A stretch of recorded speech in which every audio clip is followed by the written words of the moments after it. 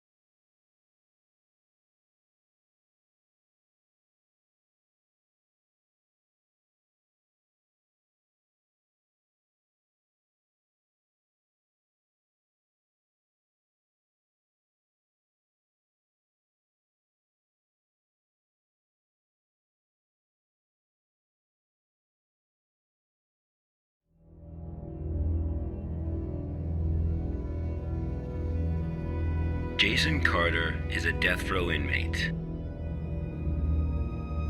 In exchange for clemency, he has agreed to work with the SCP Foundation for 30 days.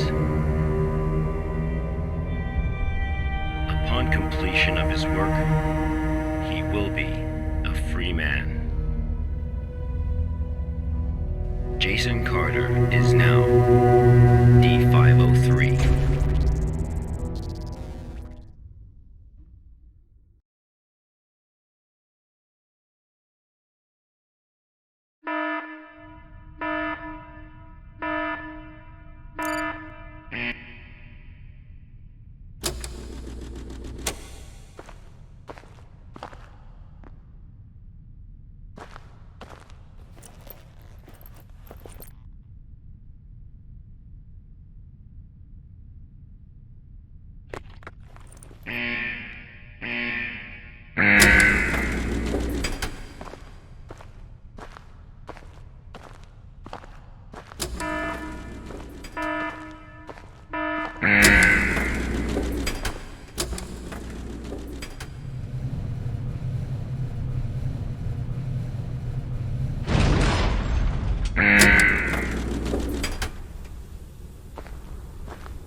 D503 was given no clear instruction of the task to be completed.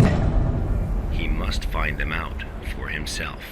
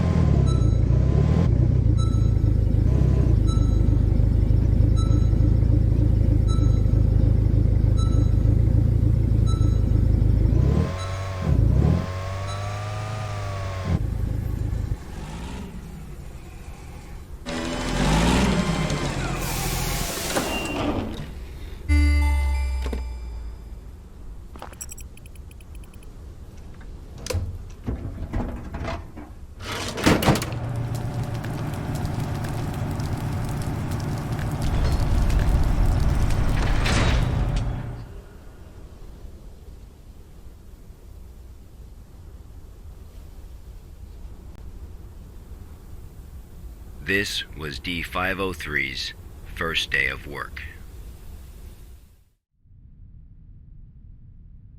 SCP protocol mandates that D503 now undergo a psychological evaluation.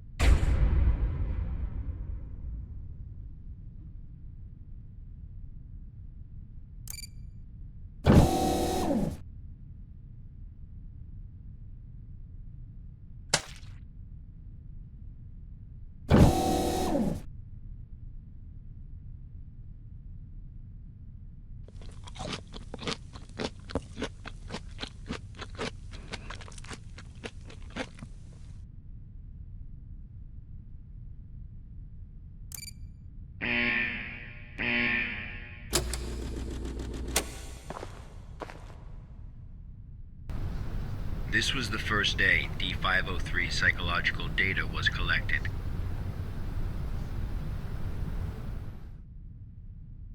You're probably wondering, how can this job earn freedom for a death row inmate?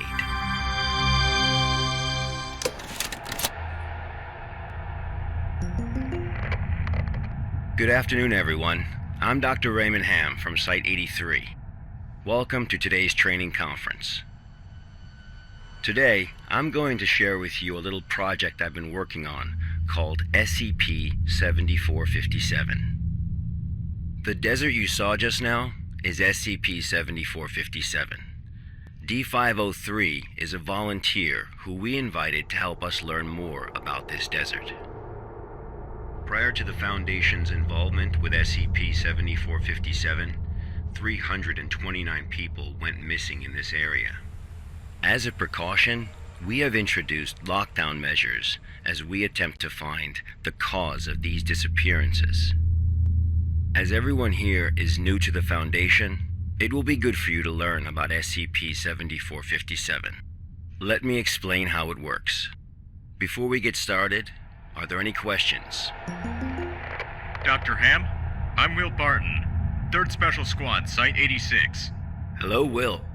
Before I came here, I thought I had a basic understanding of the Foundation. I've heard of these anomalies, but only in terms of human anomalies. I had no idea that SCP-7457 was a desert. How do we begin to make sense of this? That's a good question, Will. All the unexplained phenomena we are monitoring are being labeled anomalies. Human anomalies, regional anomalies, artifact anomalies, and various other phenomena beyond our control. The work of the Foundation is to isolate these anomalies and prevent the public from, shall we say, experiencing them? Okay, next question. Hello, Dr. Ham. I'm Mark Harris, a research intern from Site 27. In the video, we saw D503 picking up garbage in the desert. Why did he do that? And what does this have to do with anomalies? Okay, Mark. What I can tell you now is that everything you see is part of SCP-7457. SCP anomalies can be a little difficult to understand at first. Just know that it, or they, have their own rules. Perhaps you'll understand what I mean once we finish watching the video. Okay, let's move on.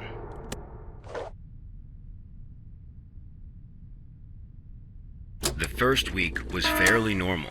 However, there was an interesting occurrence on the 8th day.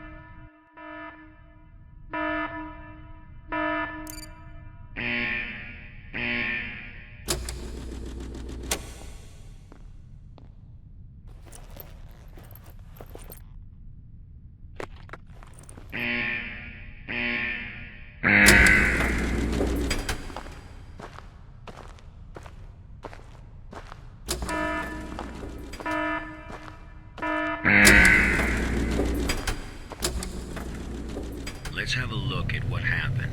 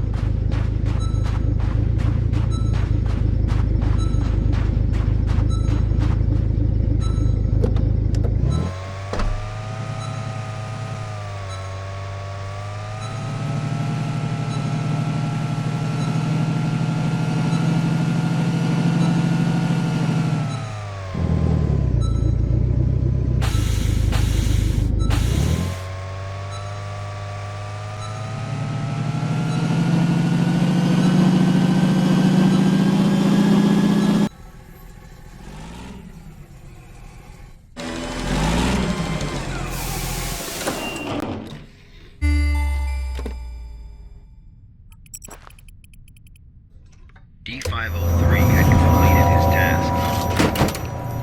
However, he did not realize that he had already encountered his first anomaly.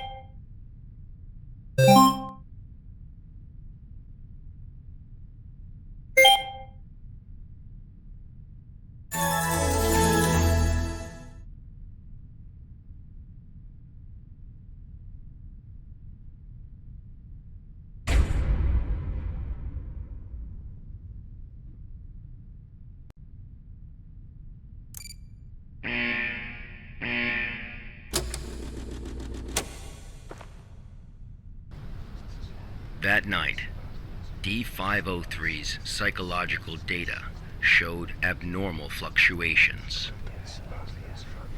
Analysis tells us that D503 is dreaming.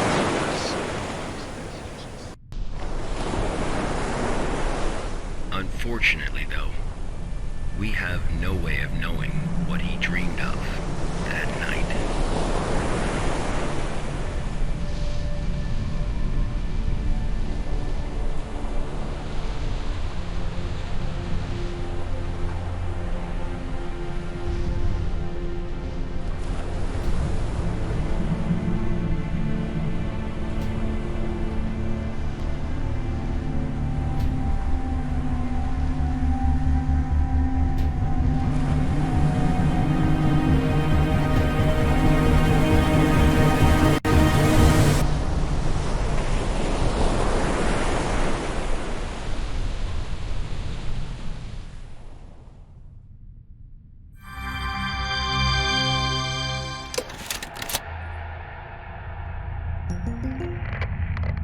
The eighth day marked a significant turning point, the start of SCP-7457's impact on D503.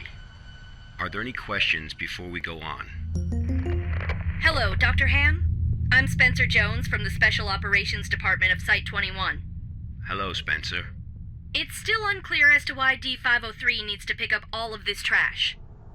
If you wanted to monitor his psychological response to SCP-7457, why not just leave him out in the desert? Why assign him these tasks when there are already psychological evaluations taking place? Okay, our analysis has indicated that SCP-7457 produces a new cluster of trash every 8 minutes and 37 seconds. If waste collection is not done regularly, all that trash may soon flow into our world. It is worth noting, though, that the quantity of waste created here pales in comparison to the amount produced by humans. However, it still has the potential to become a significant problem in the future. By assigning these tasks to D503, we can monitor his reactions while also containing the trash. There is another reason, but we will get to that one later. Is it not the case that the Foundation is exaggerating the importance of a minor issue before the issue is fully understood? Okay, everyone. I must emphasize that behind us is the general public, who are wholly unaware of any of this. Being meticulous and maintaining a serious attitude is essential at the SCP Foundation. Any oversight or underestimation of the enemy may result in disaster. Thank you, Dr. Ham. I understand. Good. Let's move on. The effects of SCP-7457 on D503 became most obvious on day 15 of the test. Due to the conditions that day, we were only able to track his movements after recovering data from his radar. It was definitely a bad day, perhaps the worst, even for a death row inmate.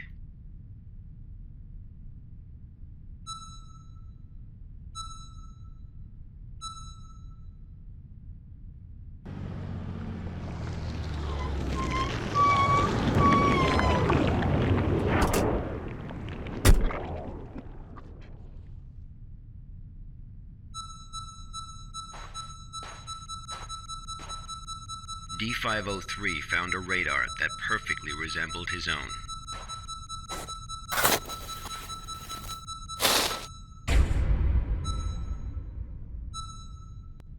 However, D503 didn't seem to think much of it.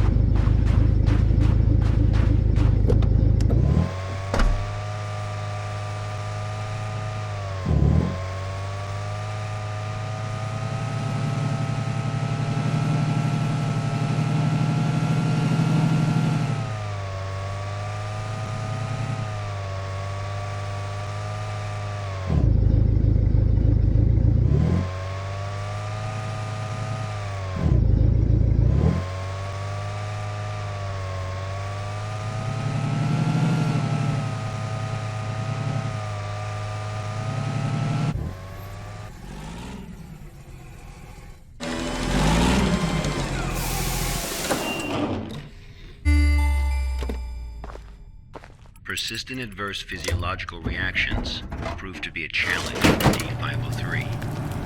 He still managed to complete his work on day 15.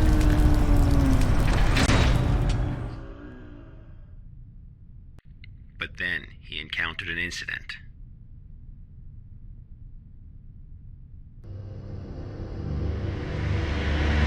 A sandstorm.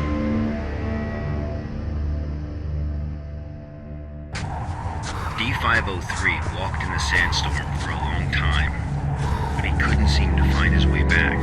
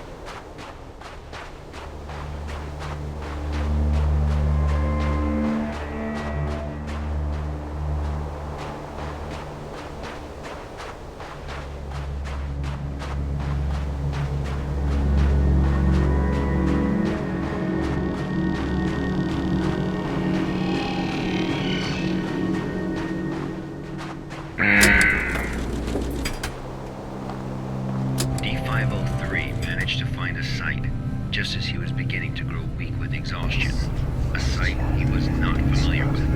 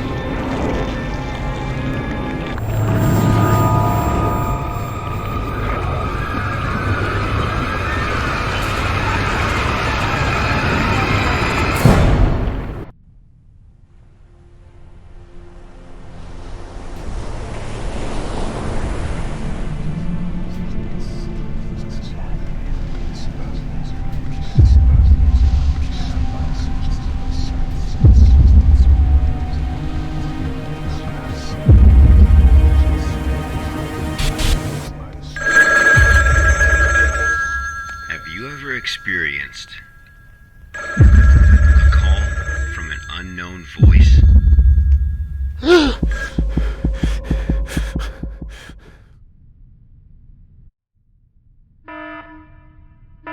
Approximately 13 hours later, a visibly trembling D503 returned to Site 8. We immediately performed a psychological evaluation.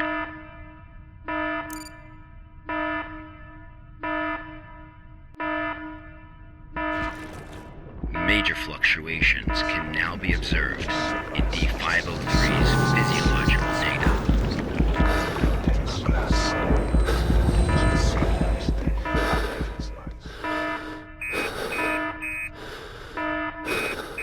The results of the psychological evaluation were so troubling, we had to abort the mission.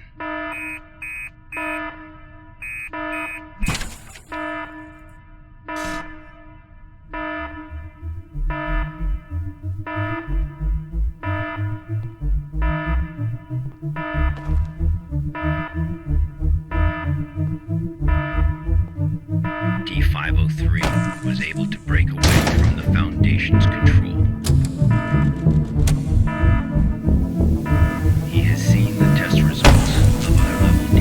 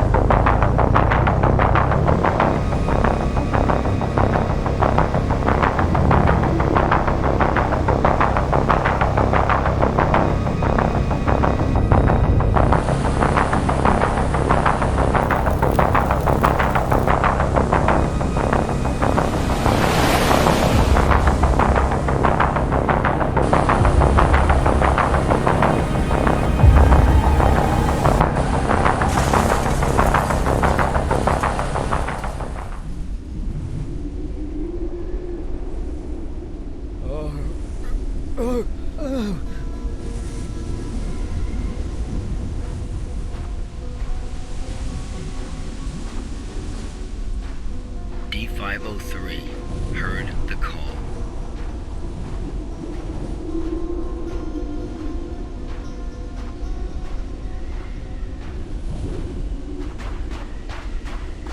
Humans often believe that their fate is in their own hands, that all choices come from their own free will. They don't realize that we humans form only a small part of this world. Out there, in the unknown world, we are as insignificant as a grain of sand in this vast desert.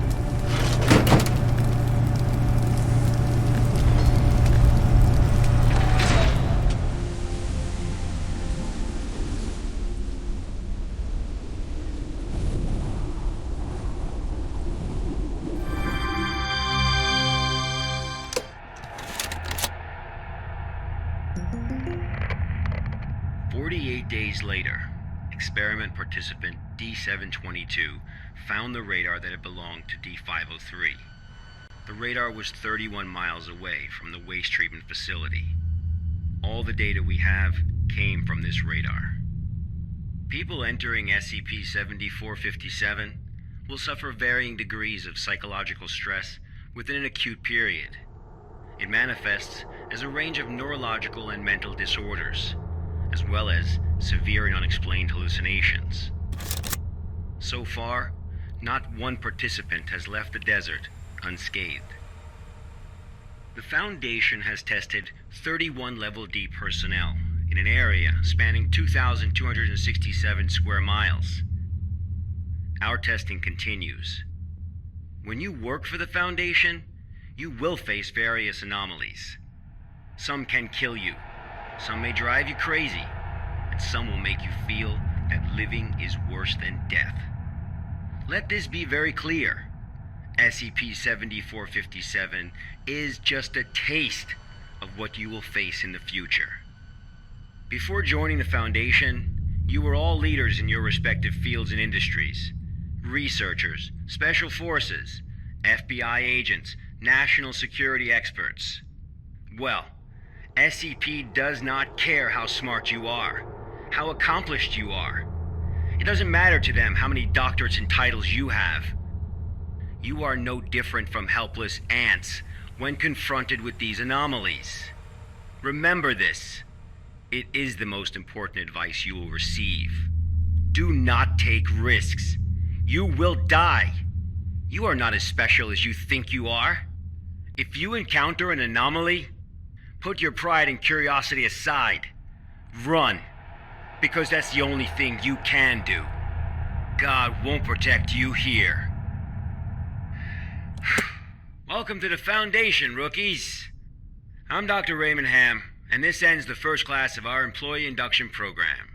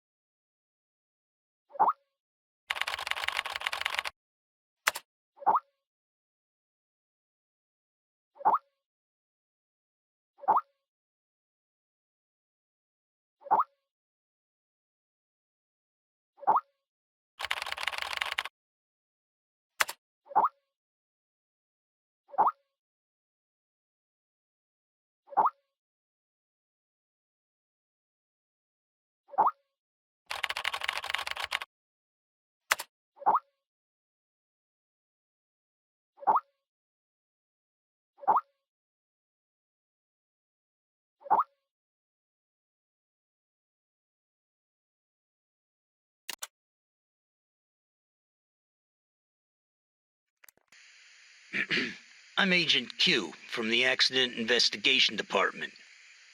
Containment breach occurred at Pony Station and contact with the Foundation has been lost.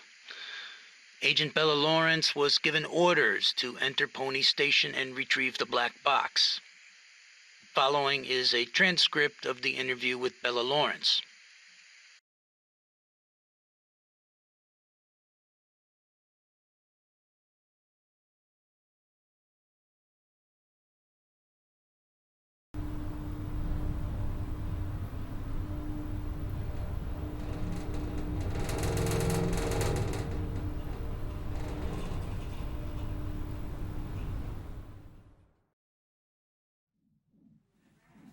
Heart rate 105. Blood pressure 175 over 110. Experiencing mild convulsions. Administer 5 milligrams of metformin to help control blood pressure. Bella? Bella?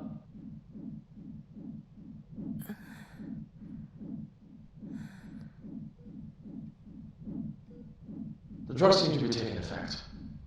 Go ahead and ask questions. I can't be certain how long she'll stay awake for. Where's the black box, Sparrow?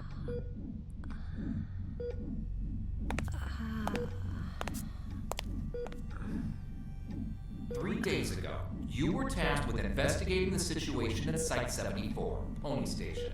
You were assigned to retrieve the black box. Now, out with it. Where is the black box?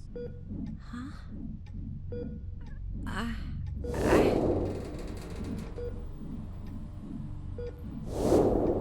I brought it back. I brought the black box back. Don't lie to us! You never brought it back! No, that's impossible. I remember. I completed my assigned task. I swear. Shit, my head. All right, here now. This isn't an interrogation. We're not here to lay blame or point any fingers.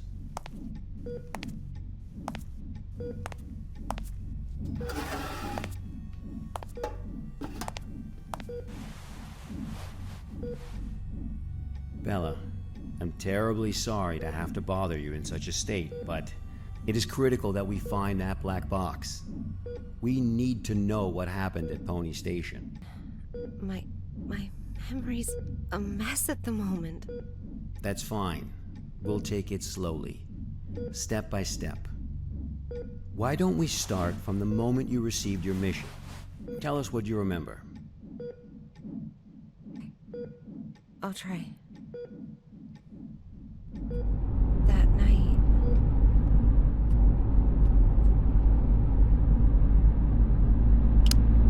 Currently heading to mission site 74, Pony Station. We'll arrive in about 3 minutes. Very good, Sparrow. It's been 48 hours since the Foundation lost contact with Pony Station. SCP-701 experiments there have been ongoing. We have reason to suspect a containment breach. What is my mission? According to Foundation Security Regulation 709S, each site must have a black box placed in a secure area to assist in identifying the cause of an accident, should one occur. Your task is to investigate the situation and retrieve the black box. Black box? Got it. Okay, I've arrived.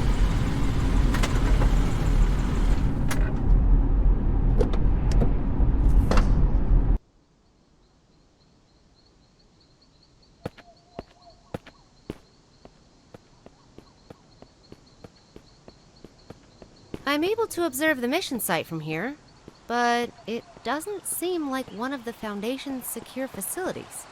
Pony Station, officially known as Site 74, was originally a hydroelectric power station. After it was abandoned, the Foundation repurposed it as one of their sites. Initially, it was used only to contain a few safe-level anomalies, but recently it's also taken over SCP-701. I don't know all the details. We won't know the truth until you retrieve the black box. Got it. I'll complete the task as instructed and retrieve the black box.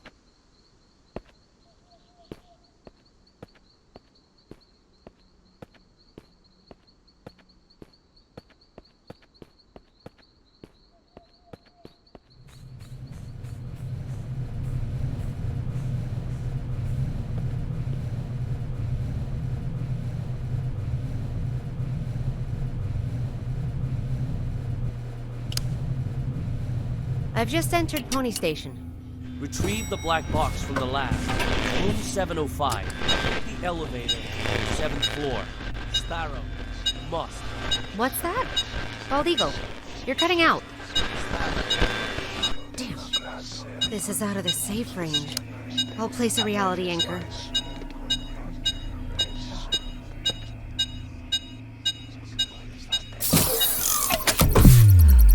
Okay. Much better. Now let's find that elevator.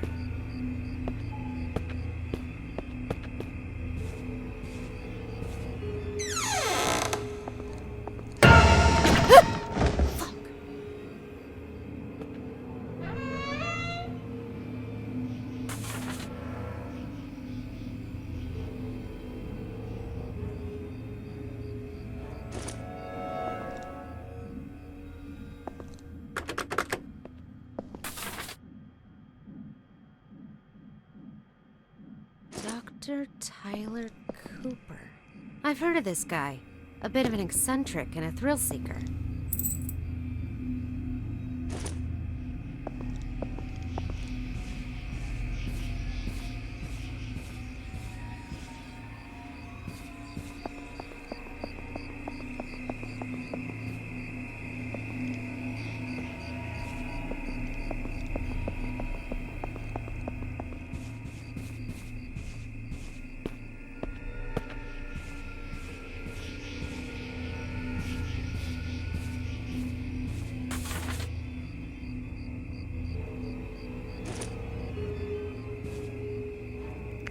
All the plans, including the project schedule that follows, have been disrupted.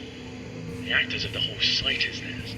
They managed to procure a goddamn script from God knows where, and they've taken over my laboratory accordingly.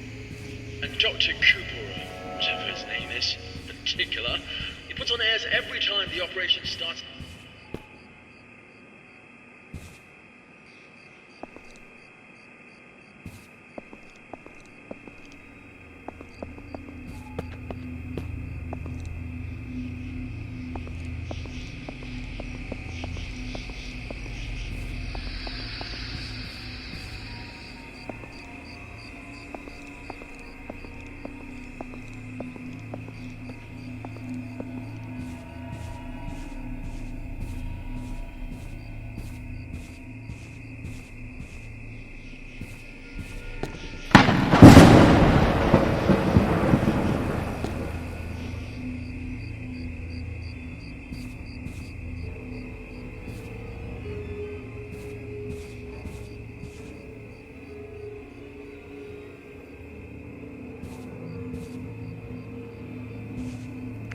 All the plans, including the project schedule that follows, have been disrupted.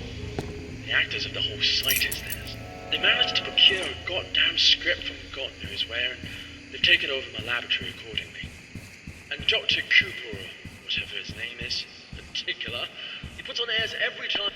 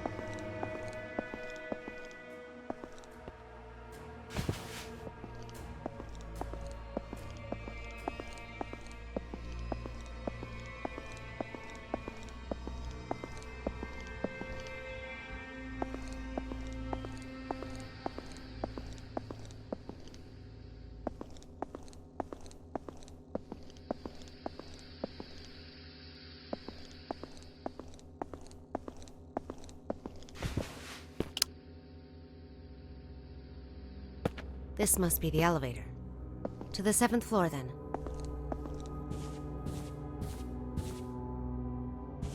Blood we offered, the hanged king we served. I serve my king with my blood? Blissful suffocation, sacrifice of sin? What's this? Some kind of poem? Ah, my head.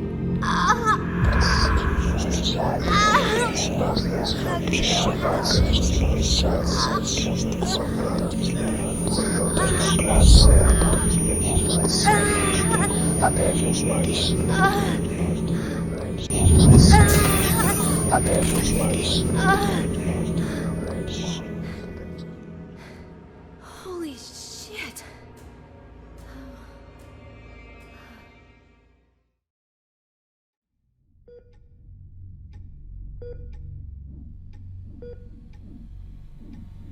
I'm very familiar with cognitohazards.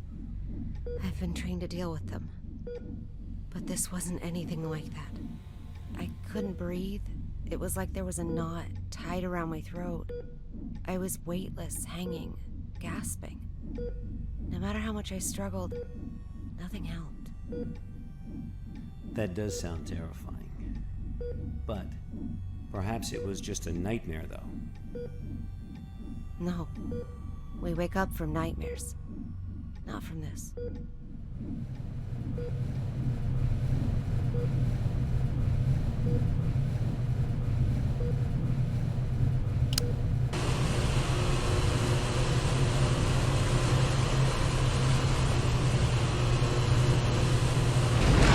Are you kidding me?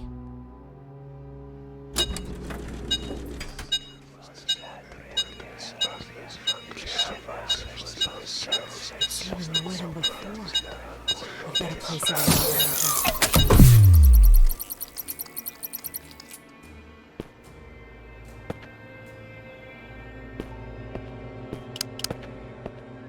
I guess I'm taking the stairs.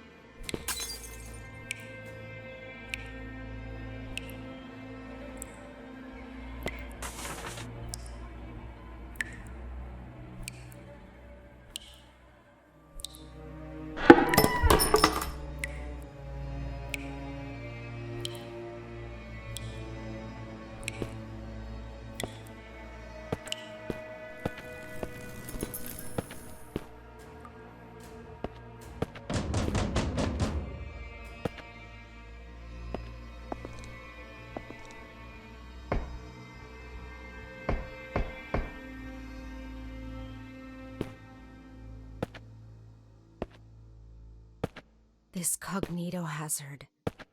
Could it have something to do with SCP-701? The situation here is much more serious than I expected.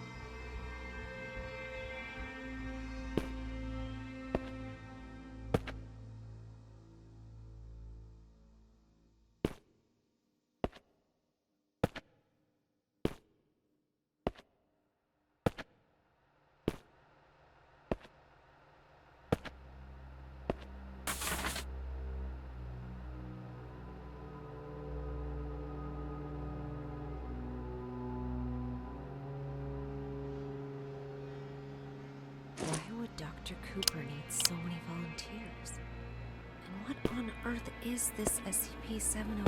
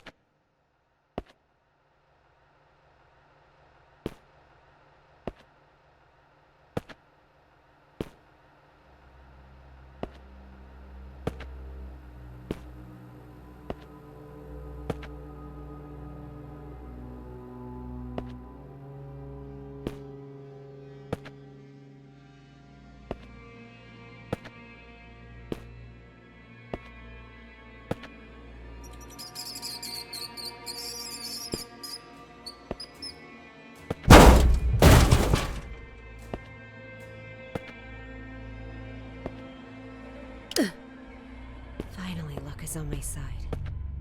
This ought to get me to the 7th floor.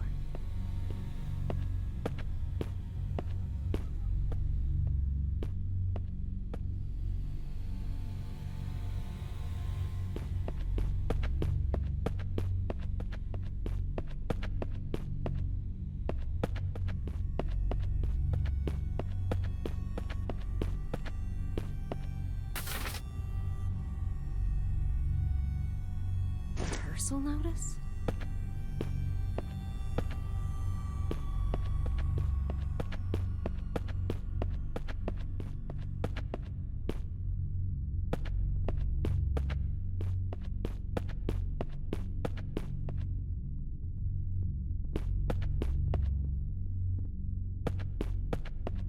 What the hell is going on here?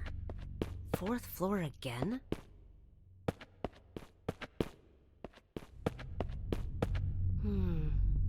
The way out of here might have something to do with these clocks.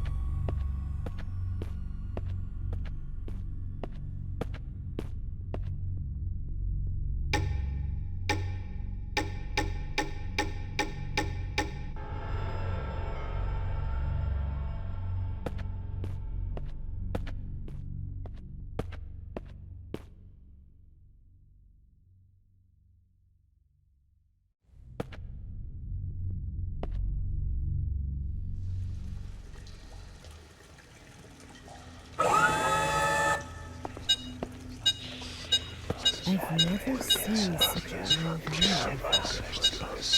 The situation will put you in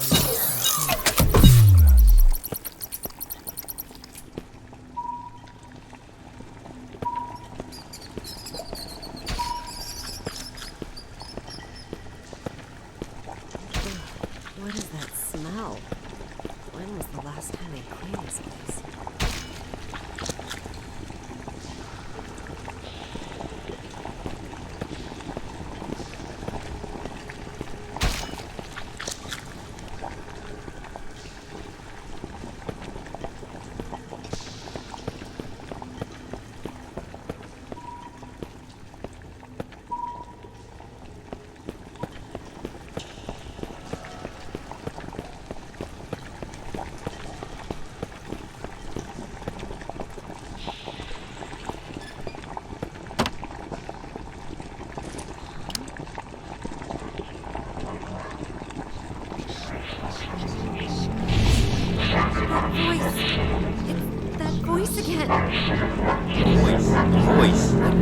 What voice? I serve my king with my blood.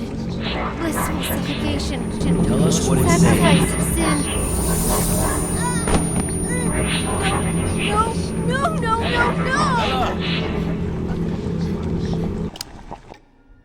Bella, are you feeling better now?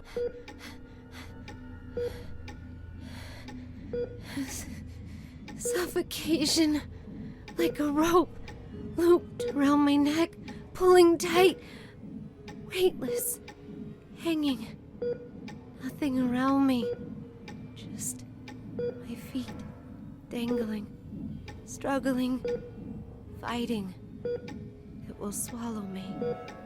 And make me its slave. Bella, you are completely safe here. Nothing can hurt you. Okay, let's continue. The situation there was much worse than expected. Much worse. I knew I had to get in touch with the Foundation. I managed to find a phone, and I called for backup.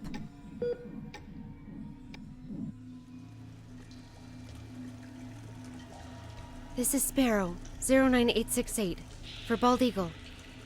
I'm at Pony Station on the 7th floor. The situation here is much worse than expected. I need backup. Bella, are you sure this is actually what happened? What do you mean? Yes, of course I'm sure. Come on, Bella. Try and focus. What are you talking about? Bella, you never made that phone call. Of course What? Pony Station was completely cut off. There was no contact with the outside world whatsoever. A phone call? That would have been impossible. No, but I saw... What did you see, Bella? Tell us what you saw.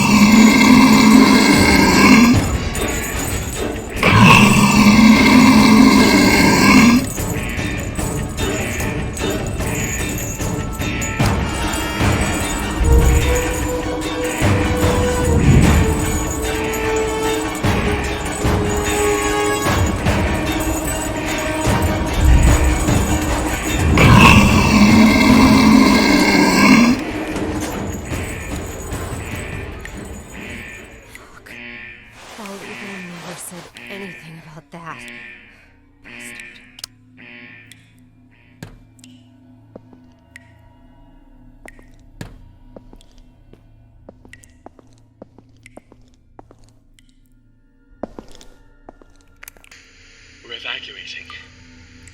Damn it. After the show, everyone went crazy. Some hacked themselves. Some killed each other like beasts. Looks like something bad happened. That damn evil white monster. This was all destined to happen when he brought in that script. Everything that happened here is all Cooper's fault. It's their fault! This will be the last recording from the experiment. The hydropower plant was shut down forever. And no doubt my experiment will also... What's going on? What's going on? Ah!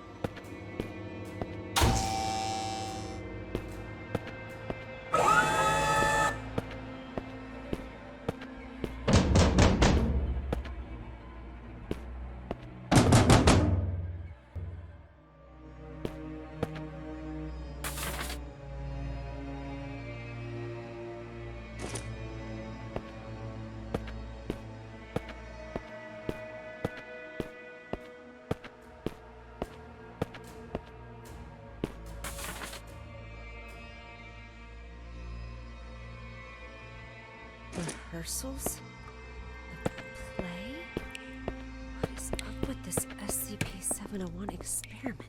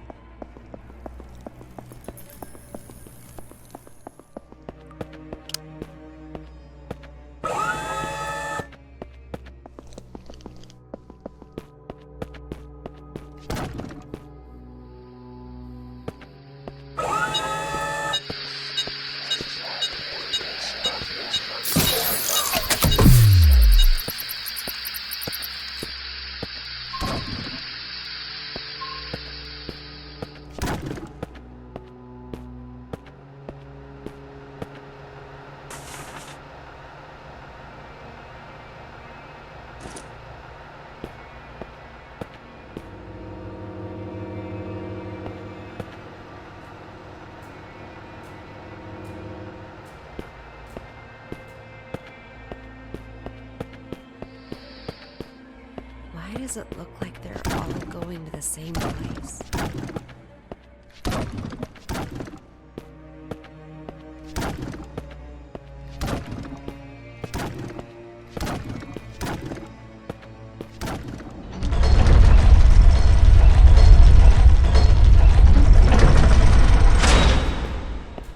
The black box.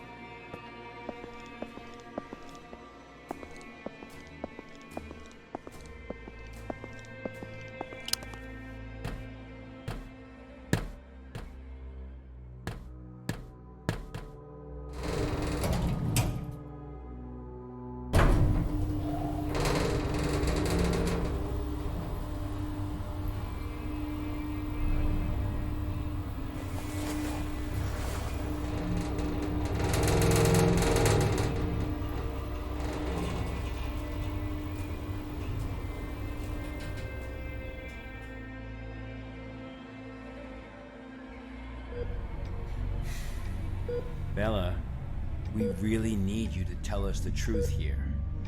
What do you mean? I'm telling you the truth. I completed my task. I retrieved the black box from Pony Station. Looks like the cognito hazards really did a number on her. What are you talking about? I'm fine.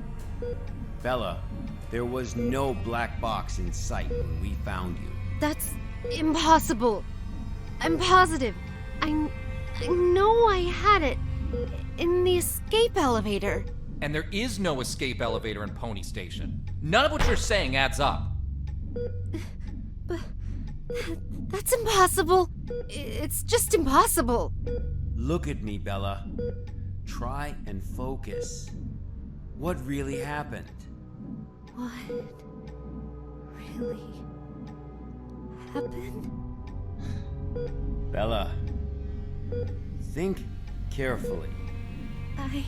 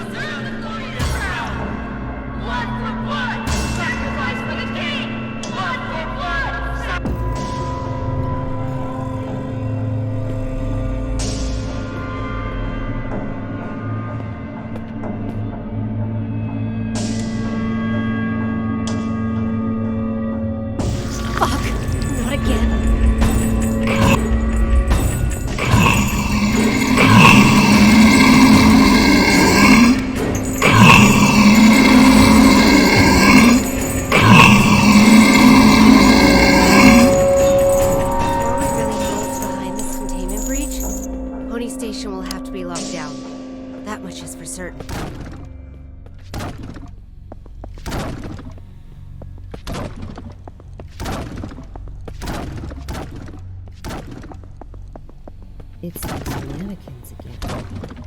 Where are they headed? But where have all those volunteers gone?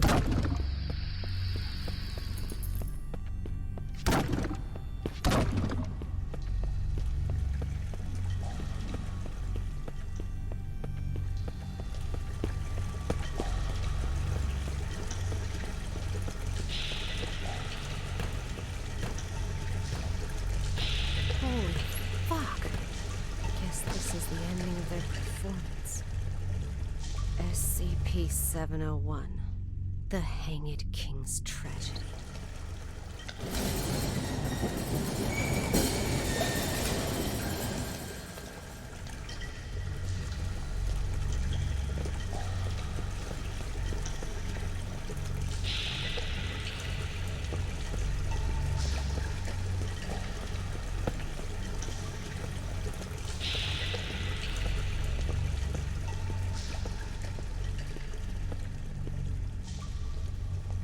I serve my king. Who's there? With my blood.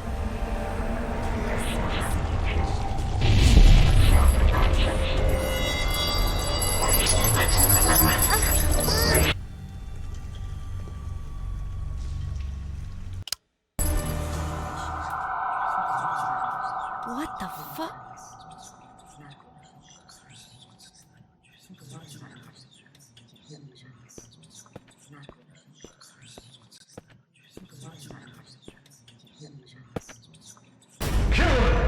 Sacrifice his head and seek redemption with his blood! Kill him! Kill him! A despicable usurper does not deserve the glorious crown!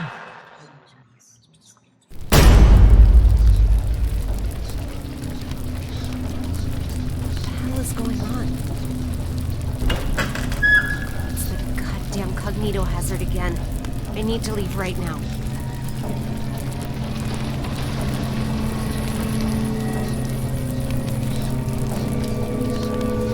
Witness or blood is the Hanged King!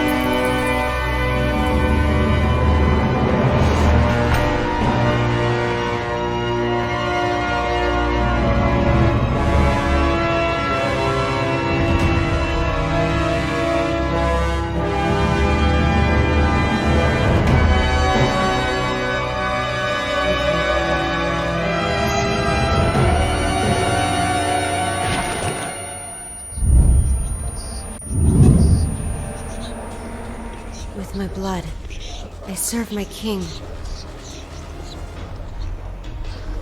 With my blood, I serve my king. With my blood, I serve my king. With my blood, I serve my king. With my blood, I serve my king. With my blood, I serve my king.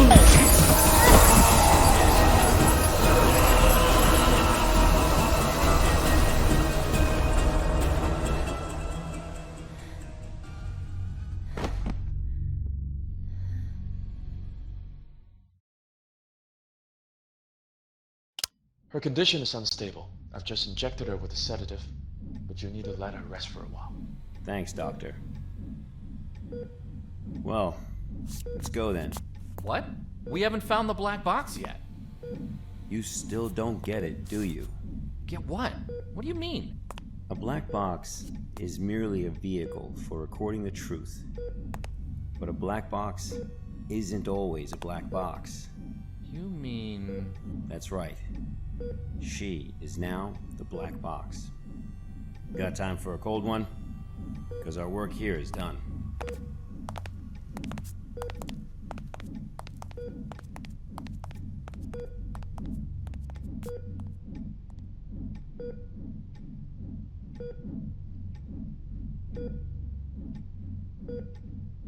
I serve my king with my blood.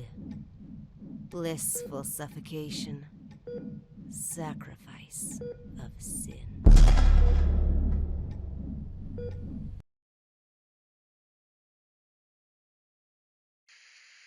The black box has been properly contained at Site 105 and pending further investigation.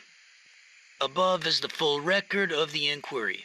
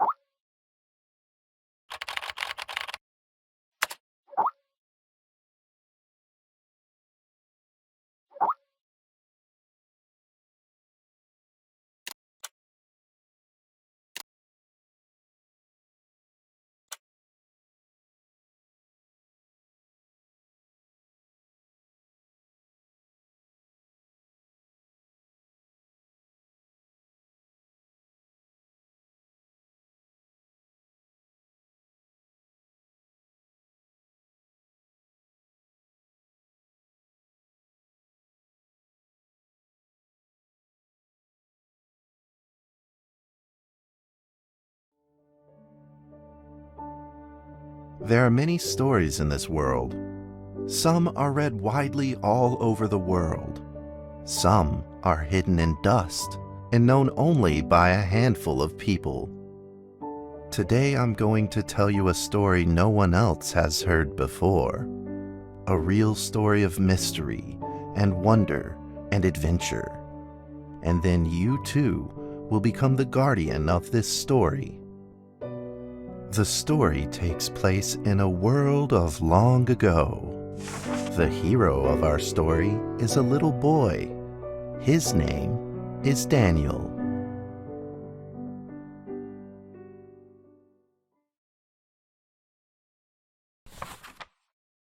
One day, out of nowhere, Daniel got a serious case of chickenpox. It made him look like a strawberry. To make sure he didn't spread it to others, Mrs. Page, the principal, had him isolate in an attic. And so, in the attic he lived, all on his own. Mr. Daniel, while up here in this attic, you'll have plenty of time to practice your penny whistle. I hope you practice well and prepare for next month's art festival. But Mrs. Page, the melody is so difficult. Don't give up, boy. You don't give up before you fight.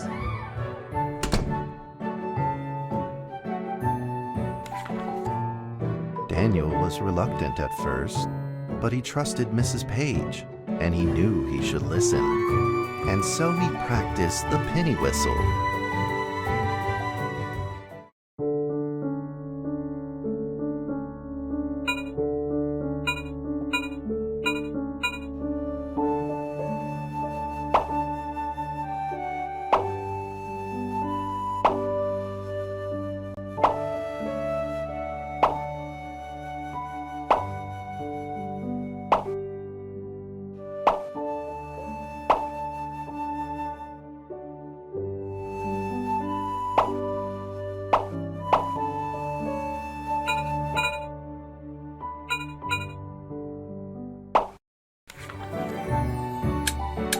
Suddenly, he heard some strange noises in the corner of the attic. Huh? Who's there? Daniel decided to go over and take a look.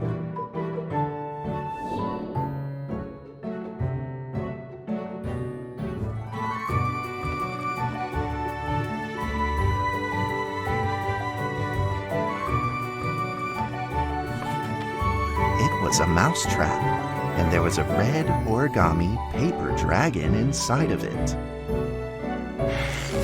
Daniel carefully removed it. It was marvelous and beautiful. The only problem was part of its wing was damaged. But Daniel found a way to repair it.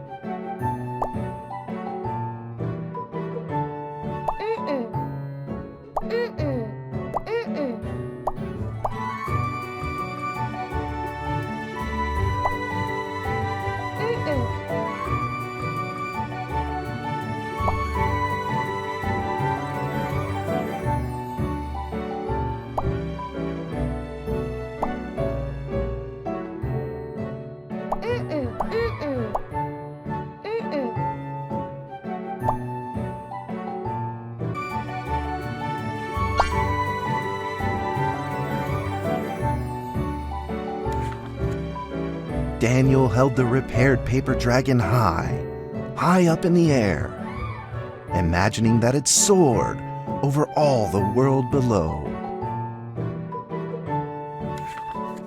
He played and played with the paper dragon. Wee! Woo! Dragon! Soar! In the warm afternoon sun, Daniel had to fight his eyelids just to keep them open.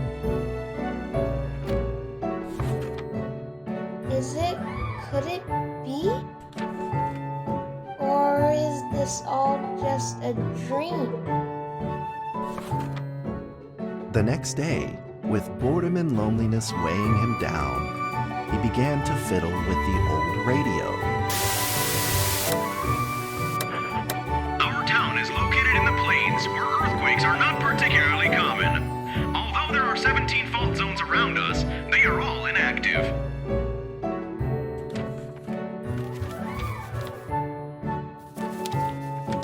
A scrunched up ball of paper rolled over to his feet. Where did this paper ball come from? Just as Daniel went to pick it up, the ball suddenly came to life, and it rolled away. Daniel chased after it.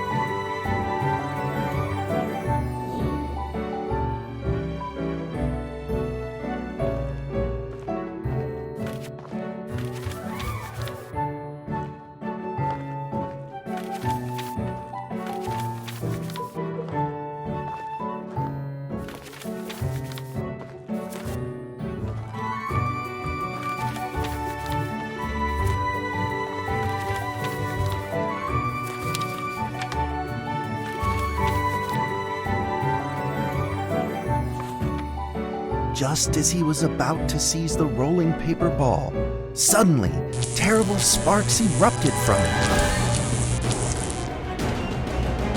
Before his very eyes, the paper ball began to grow, bigger and bigger. At that moment, a red figure suddenly appeared. The red figure quickly subdued the paper ball and threw it into a cardboard box. Daniel studied the red figure carefully. It had a sticker on its fluttering wing. It was the paper dragon. I wasn't dreaming. Thank you for saving me. Daniel was grateful and very happy. He walked closer to the paper dragon, but the paper dragon seemed timid and afraid and backed away. Just then, Daniel had an idea. He took out his penny whistle and slowly played a tune.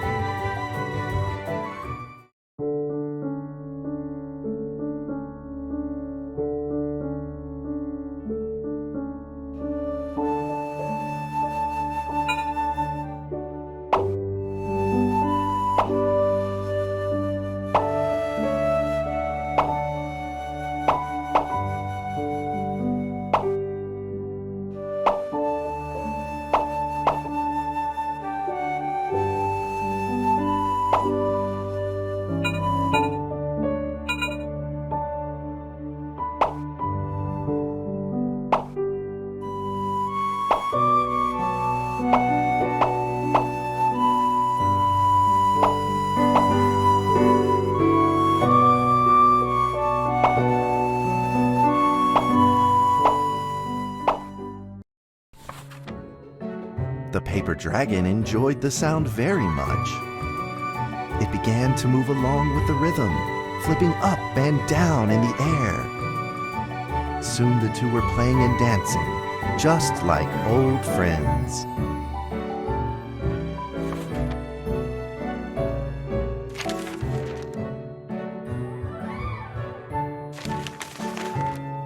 The paper dragon traced out a beautiful arc in the air, communicating with Daniel in a unique way.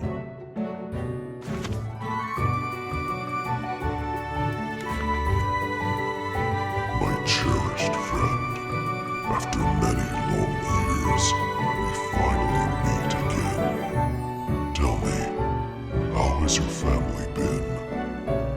A great thank you for playing that music for me. You know how I love the beautiful rhythm of that instrument. But we ought to take precautions, as the room is not stable. Do you still remember how the room works? You're welcome to visit anytime. piece of paper then changed back into the shape of a paper dragon and flew into the cardboard box. The box closed shut, and a calm silence was restored to the attic. Daniel rushed to find a watercolor pen and marked the box with excitement in his fingertips.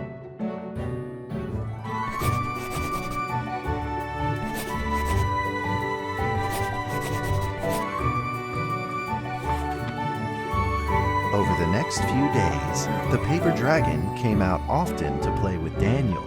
During this time, Daniel introduced many of his friends to the paper dragon.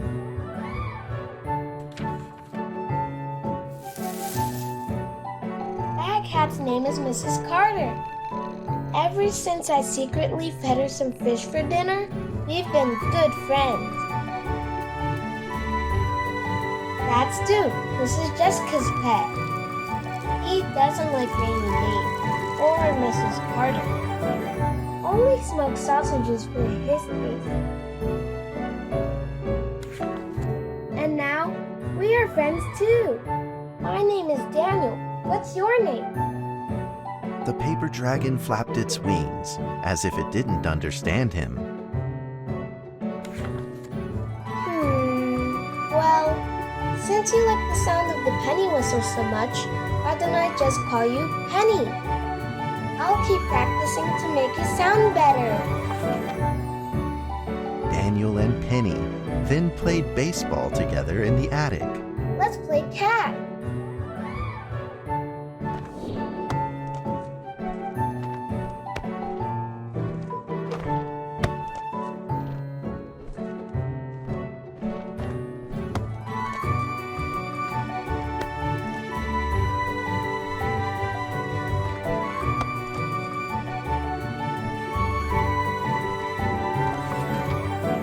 But just as they were in the middle of enjoying themselves, a violent shaking suddenly rose from the ground. The stubborn earthquake is back at it, folks, and it seems even stronger than last time. At this moment, the box suddenly shot open, and thick clouds of smoke billowed out, followed by several paper balls.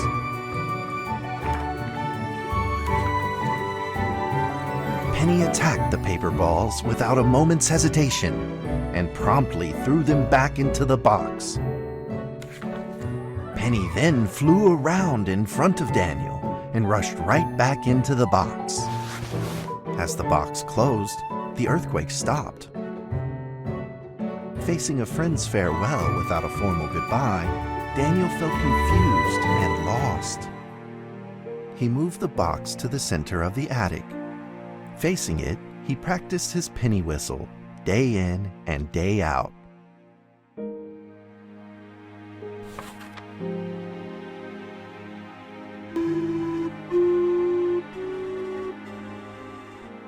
As the days went by, Daniel's playing became smoother.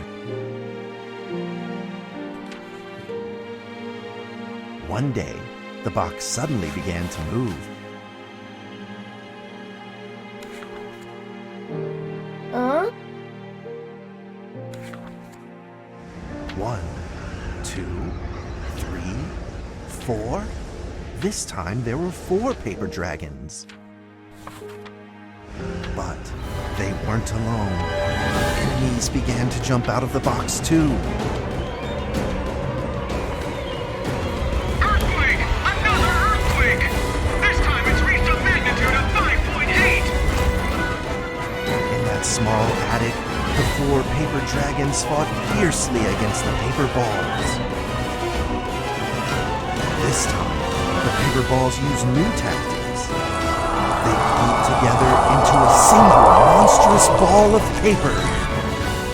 It began to shoot strong bursts of electric sparks at the paper dragons as they flew through the air. As they were hit, the paper dragons fell from the air, one after the other. Seeing the injured paper dragons, Daniel felt very distressed and anxious. Just then, one of the paper dragons painfully started to fly and gathered the remainder of its power. The paper dragon transformed into a great beam of light and dove straight down to pierce through the monstrous paper ball. And then came another paper dragon. The monstrous paper ball was plastic to bits, exploding into smaller paper balls. Trembling, they struggled to escape back into the box. The sacrificed paper dragons were reduced to swirling shreds of paper, and a silence pervaded. Peace and tranquility were restored once again to the attic. Daniel saw the remaining 2 paper dragons lying on the floor, badly wounded. He rushed to grab some stickers and treated them at once.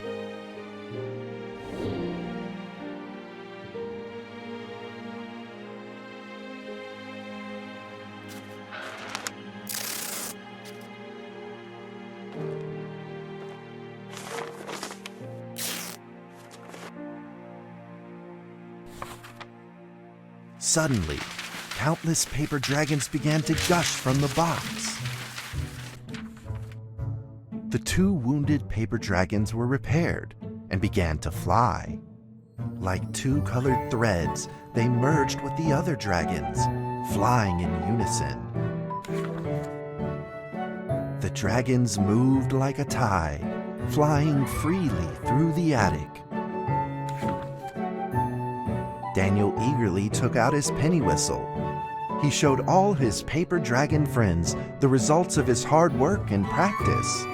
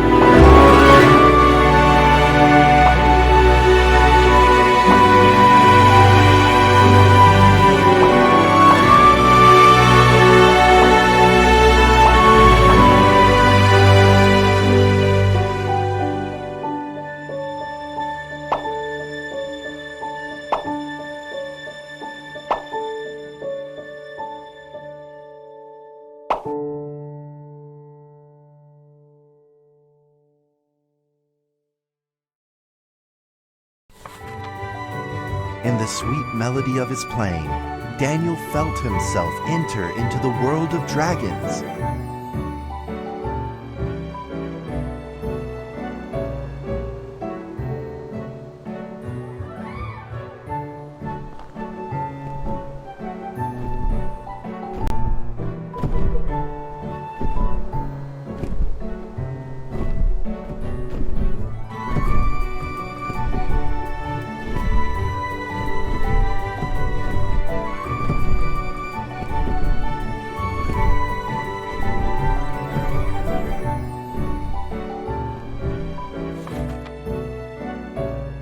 Dragons merged into a long letter and floated down towards Daniel to tell their story.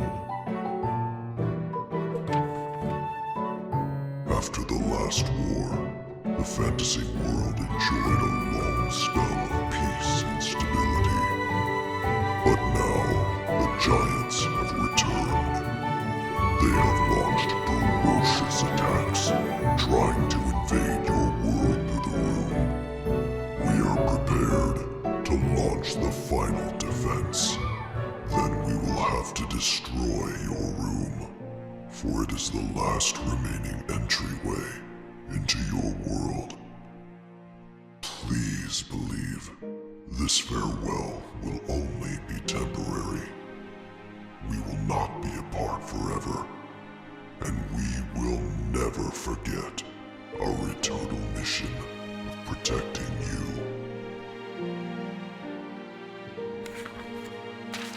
At that moment, the paper dragons flew back into the box. Daniel still couldn't fully understand what the paper dragons had meant, but he had a vague feeling in his heart that he may never see his new friends again. A few days later, Daniel's chickenpox had fully recovered. He could now play the penny whistle very, very well. But the paper dragons never returned.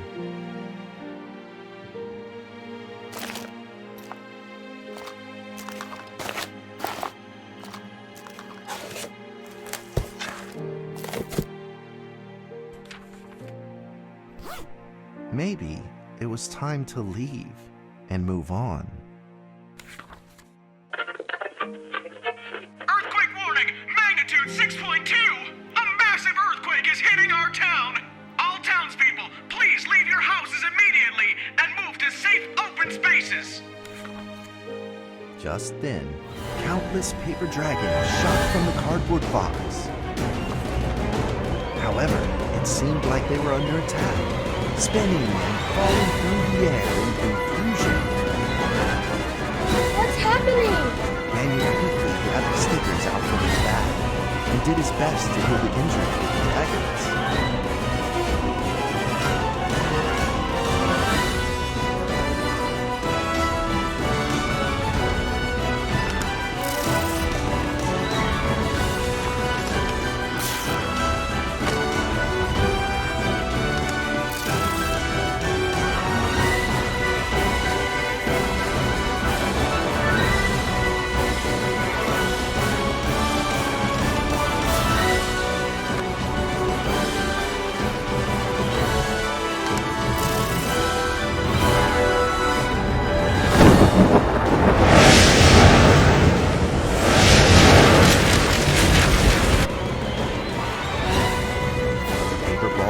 Together and pushed Daniel away, subduing him firmly in the corner.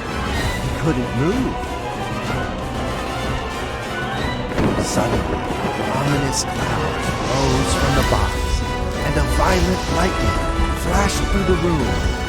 The figure of a giant slowly emerged from the thick clouds, and the entire attic became overwhelmed with its evil aura.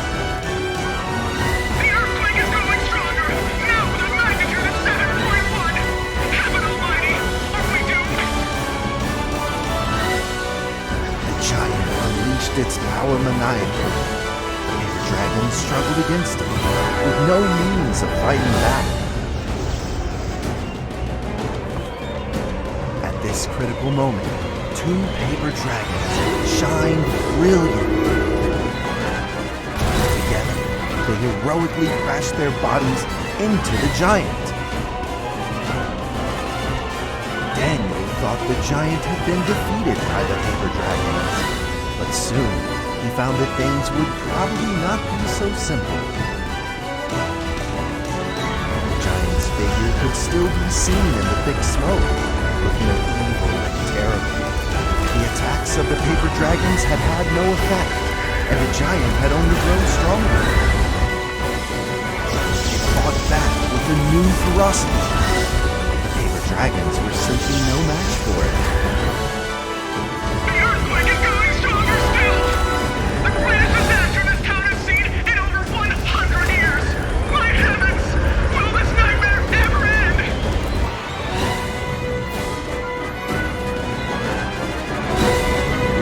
Dragons now all but defeated, Daniel spotted a frail figure in the distance. It was Penny. It flew gently in front of Daniel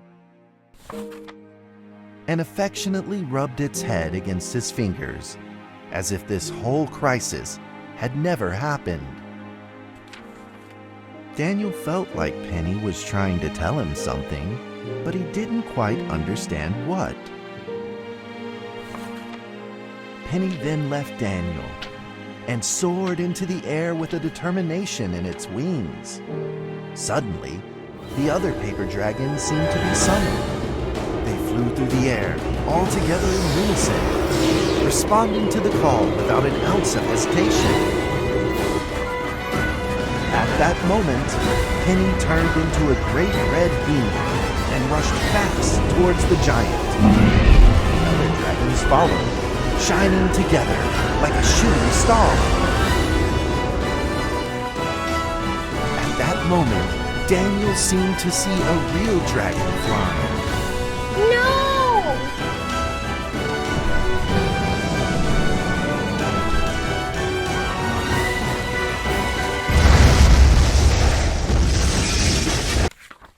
A huge explosion from the impact drowned out everything else in the attic. The attic rained down with countless pieces of paper, the leftover scraps of the paper dragons. Daniel wanted to collect all of the pieces. He thought he could still fix them.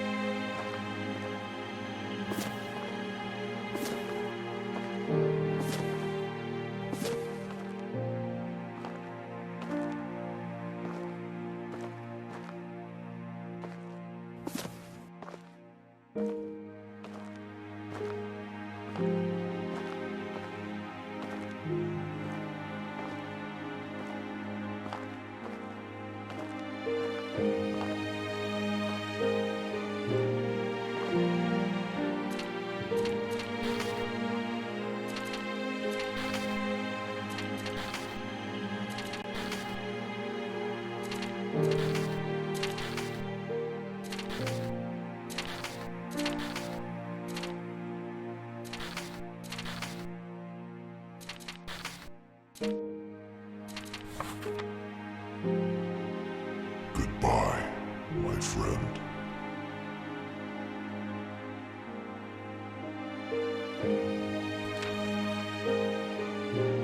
The nightmare is over. The earthquake has stopped. With God's mercy, our town is safe. We thank you, Lord, for your protection.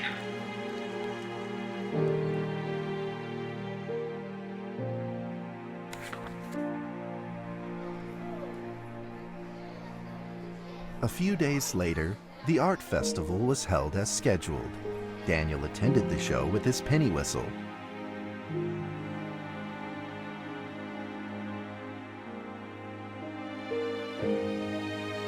And now, Daniel Trevor will perform a penny whistle solo of a song titled Fly With Me.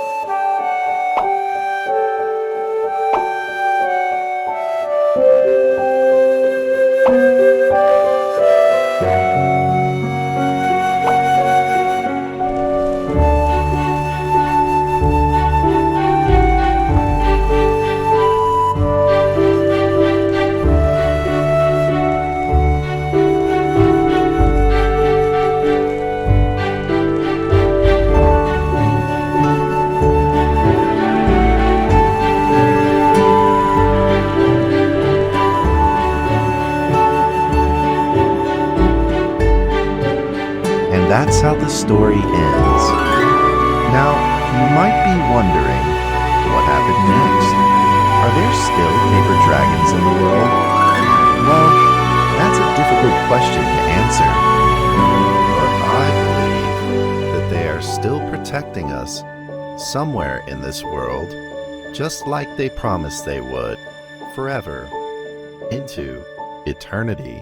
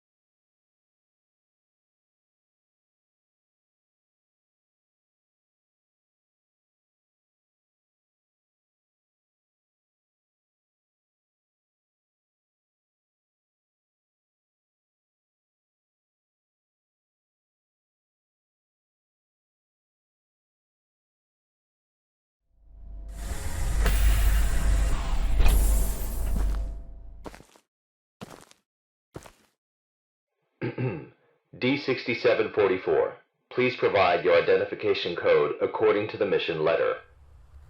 4 and 20 blackbirds. Tell me, Doc, when was the last time this rag on my head was washed? D6744, according to the 7th edition of the Security Regulation Amendment, you must first provide your identification code. Otherwise, you will be executed. All right. 4 and 20 blackbirds baked in a pie. You're a real fan of these formalities. Everything's got to be right by the book with you. Oh, God. Fuck. Mike Donald, consciousness intrusion expert, former leader of MTF UP2, codename Spider. Now, Level D personnel, number 6744. Enough with these damn formalities. Just what the hell you want me to do? D6744, do you know about the Witch Plan? I've heard the name, that's all. The plan is under the direct command of O5. Every last detail of the plan is protected by the strictest confidential terms. So what? D6744, what you're about to witness is top secret information of the Foundation. The hell is going on? A few hours ago, something went wrong with the Witch Plan experiment. The energy of the human anomaly, SCP-239, is out of control and has begun diffusing outward, disintegrating everything it touches. You guys seriously never cease to amaze me. SCP-239 is now a ticking time bomb. She could go off at any moment. D6744, I need you to enter the consciousness of SCP-239 to stop this bomb from exploding. The neural key is fully charged and ready to enter the target consciousness space. Begin the program. Consciousness begins to link.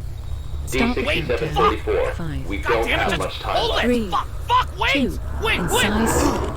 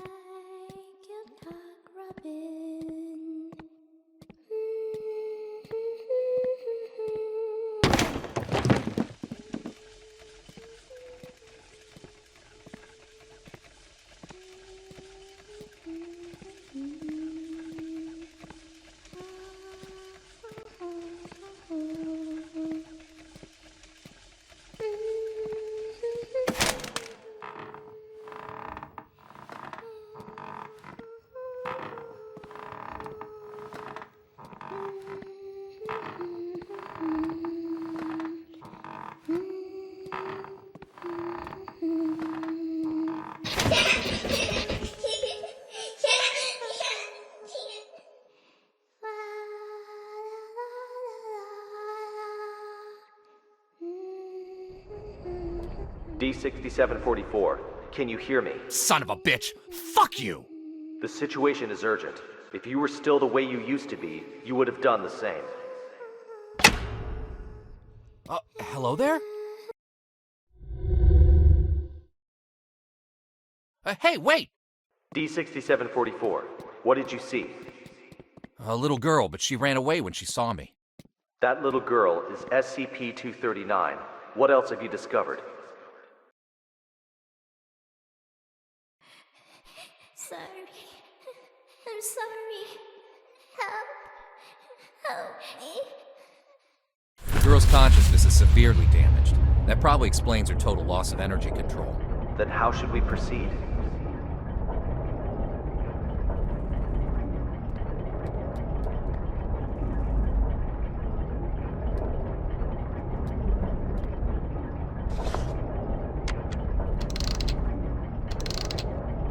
I'll have to enter her preconscious.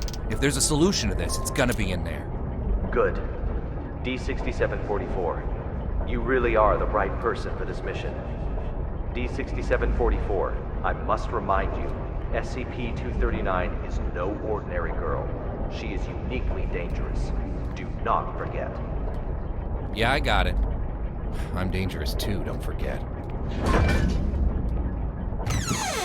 Brainstorm, whisper, butterfly, garden, activate, wings, fan, passion, French, resin, roarer, ladybug, time clock, summer, verb, movie, snake, cry, turkey, eagle, 16, eternal blood, science, red, sleep, stone green, touch, move, anxiety, close pain, lust, Zeus, brainstorm, whisper, butterfly, garden, activate, wings, fan, passion, French. You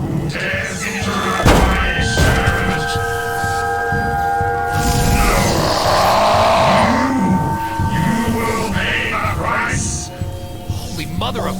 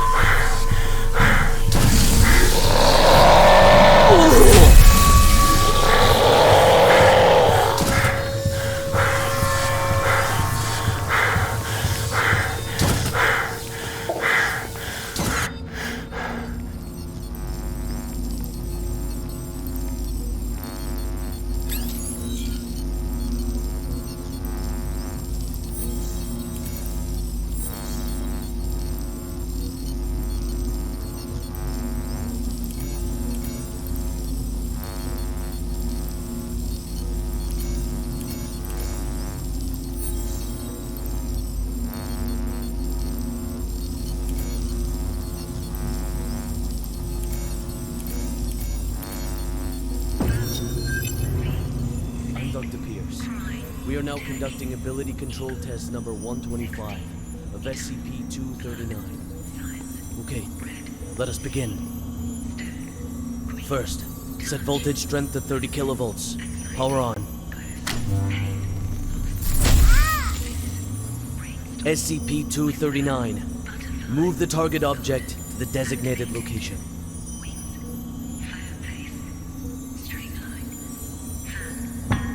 Ability control test number 125 has failed. The voltage intensity must be insufficient. I'll need a new test site, along with new equipment that can handle a greater voltage load.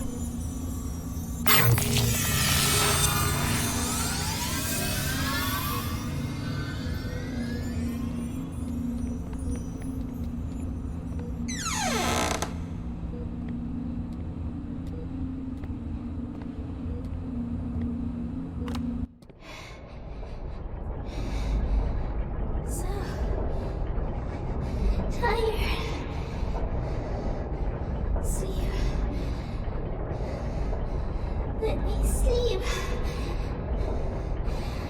Just a while.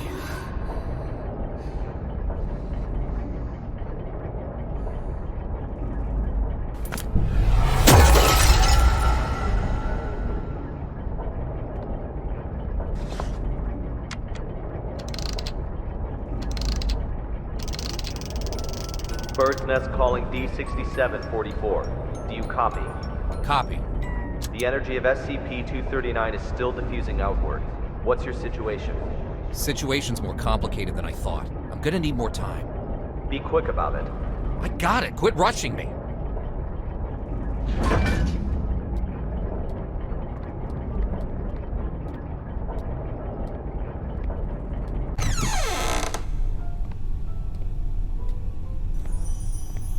Have you heard? Heard what? O5 is displeased with the slow progress of Dr. Pierce's experiments.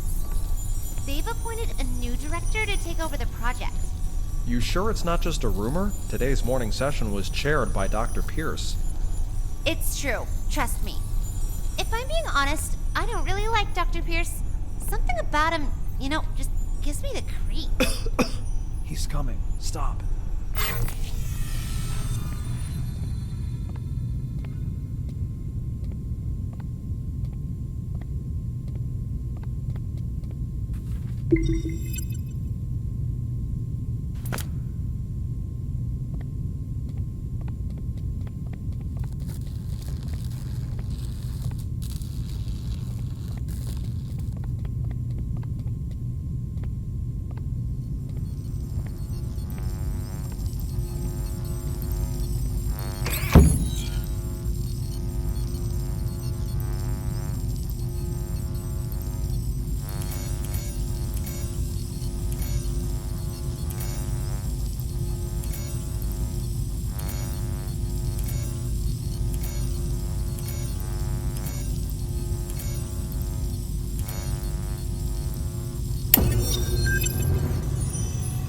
How are the preparations for the experiment coming along?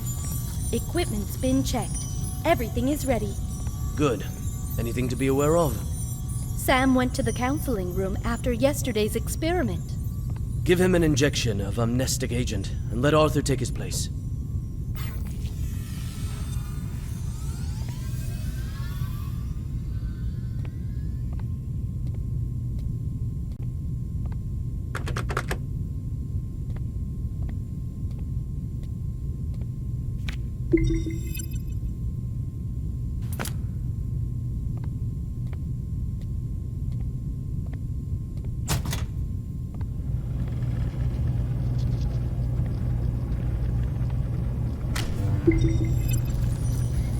Try again. Set voltage strength to 250 kilovolts. Dr. Pierce, the heart rate of SCP-239 has now exceeded 160. Her physiological indicators are quickly approaching their limit. Perhaps we should consider pausing for a while. Continue. Pressurize. Set to 250 kilovolts. Go. Now. SCP-239. Pay close attention to my instructions. Crush that car in front of you.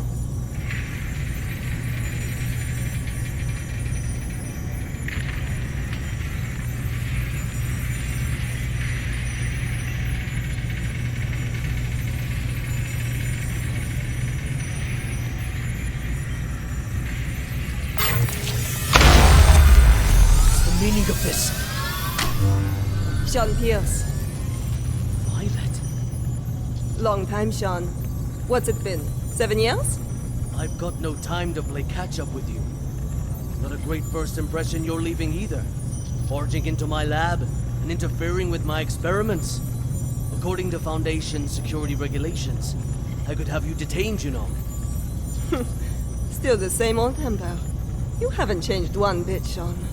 Well, if you want to talk business, then let's talk business. You should have a look at this first. This is... No. This is O5's mandate. Effective immediately. Which plan and all SCP-239 experiments will be led by me. No, that's... No! This is a mistake! It's not possible! Don't take it personal, Sean. The simple fact is that the development of SCP-239 is moving too slow. They want a more ambitious approach. A new process, if you will. A new process? What new process? Just what do you know about process? Please, Violet, enlighten me. Sean, let us end our bickering with this. Victory comes to those who fight, and to those who last.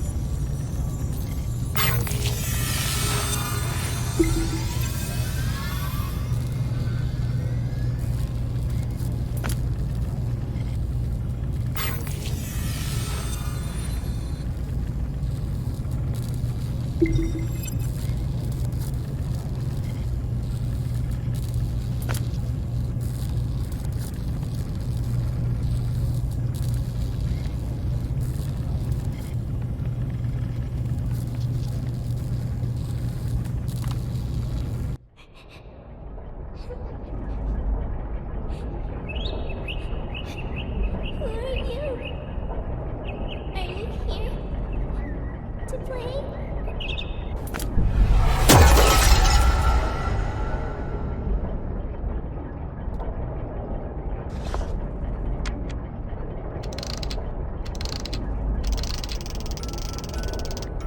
Bird's Nest, do you copy? Copy, loud and clear. Just what exactly is which plan? That's not your concern. Focus on the mission at hand. Stop the spread of energy diffusion released by SCP-239, and do it quick. Yeah, sure.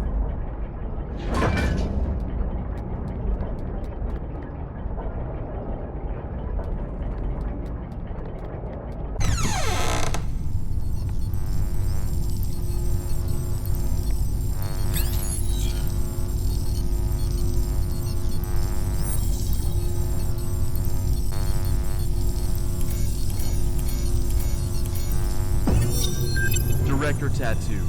The storybooks and toys we ordered have arrived at C3 warehouse. Good. How's the containment room remodeling coming along? The bed and daily necessities are all in place. The demolition of the ARB potential development plan will be completed next. Good and good. Now, how about the formal meeting with our little princess?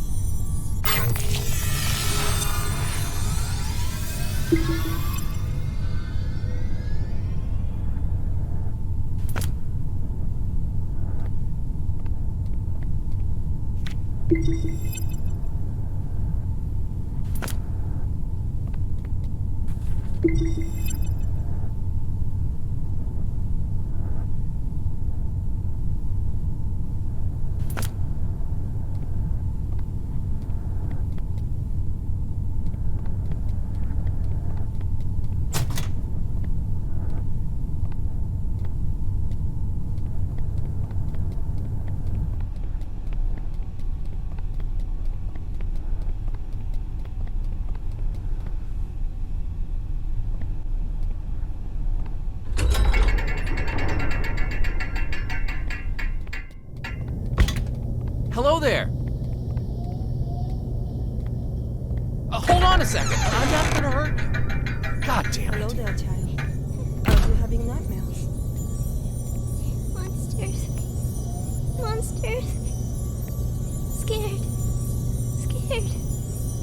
When you feel scared, just close your eyes. Imagine something beautiful, and those terrible things will disappear. Who are you? My name is Violet Tattoo.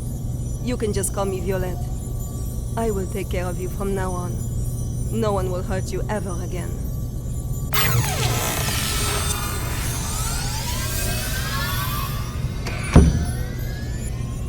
Alright, that's it for today's bedtime story. We'll have a little test tomorrow. You need your rest. Afraid.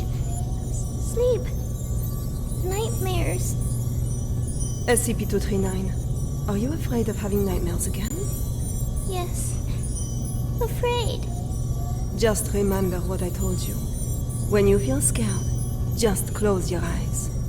Imagine your little friends in the stories all running out of their books to come play with you. Then you won't be afraid.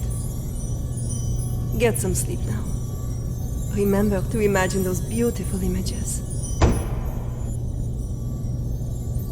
Close eyes. Imagine. Imagine. Beautiful images.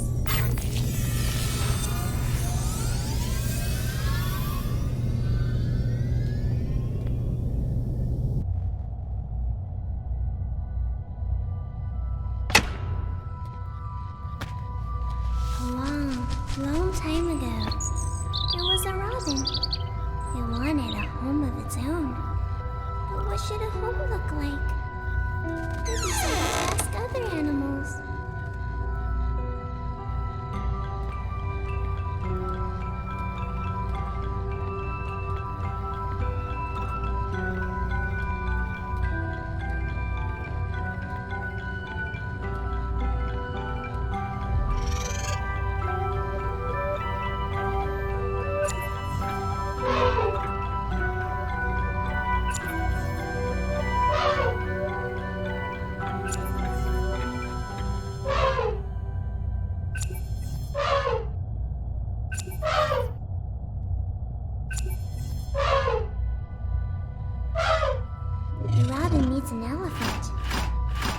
assisted house should have very strong floors.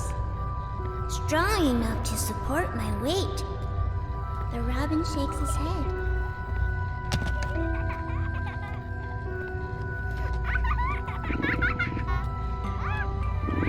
The cheetah stops its hunting. It pulls back and whispers, "There should be beautiful spotted curtains to block out the harsh sun." The robin shakes its head again. The giraffe speak from way up high. The house should have a high roof, and plates should hang from the ceiling. The robin flaps its wings and flies away. The hippos let out a loud yawn. House should be built in a pool, so we can bathe anytime and sleep anytime. The robin shakes off the water droplets and flies away.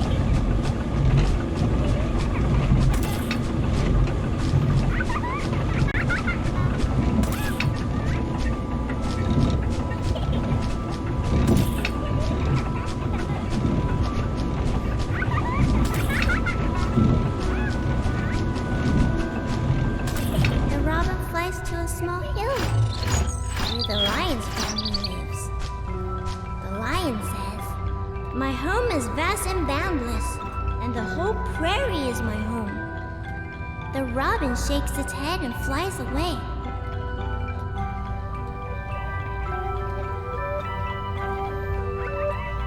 It flies and flies, and finally it lands on the back of a rhinoceros. The rhinoceros says, "Everyone travels with all sorts of strange questions inside. But after traveling far and long enough, the answer that everyone finds is that the truth is not far, for it lays within our very hearts." Robin, what kind of home do you want? The robin says, "The home I want is..."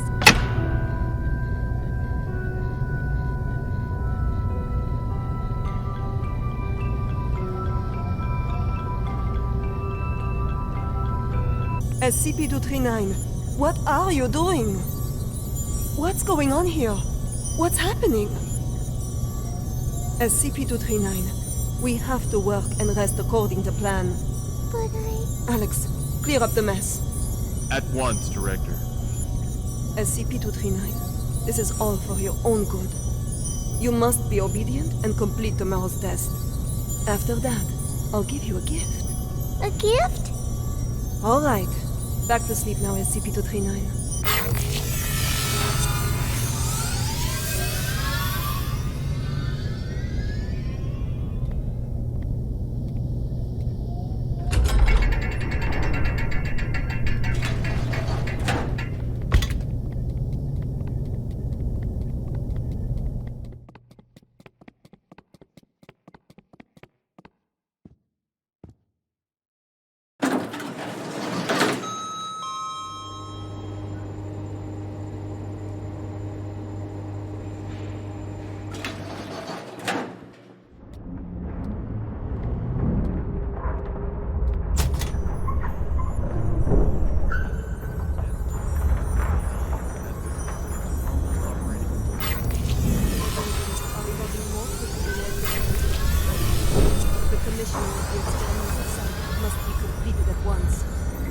The formal presentation is next week. I'll see to it, Director. What shall we do with these creations of SCP-239? Destroy them.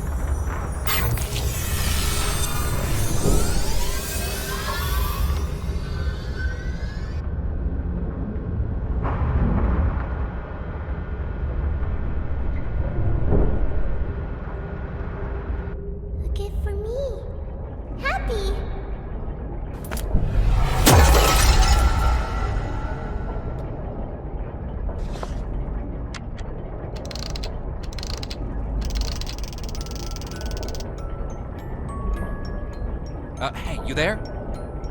D6744 calling Bird's Nest. D6744 calling Bird's Nest. What the hell are these guys up to?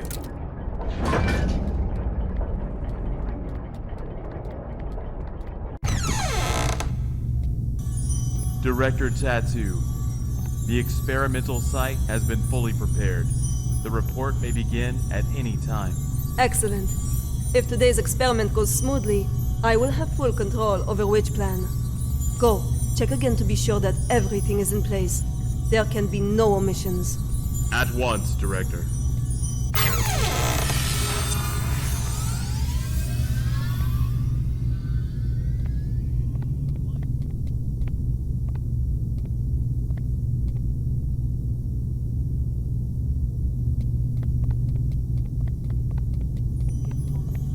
We'll be presenting which plan's progress to the O5 Council shortly. Right, yes, that's just it. Listen, SCP-239's abilities are greater than you could ever imagine. She is infinitely more powerful now than when she was born. Your experimental procedures lack the proper controls. Any mistake, no matter how minuscule, could have irreversible consequences. Dr. Pierce, let us not forget that it was your previous missteps that caused us to miss the ideal incubation period for SCP-239. If we don't cultivate her using my method, the window of opportunity will be closed for good. But listen, if you go about it using your method, you will repeat the accident that happened 7 years ago. You do remember, don't you? Heisenberg, Freeman, Claire? Enough, Sean. Don't you dare bring up their names. Sean, the progress of civilization has always come with sacrifices. You don't get one without the other. To have the chance to harness the abilities of SCP-239, no price is too great. Violet, you are playing with fire. Dr. Pierce, it's time. I suggest you go to the first floor to get front row seats to civilization's next leap of progress. Violet! Listen to me! Violet!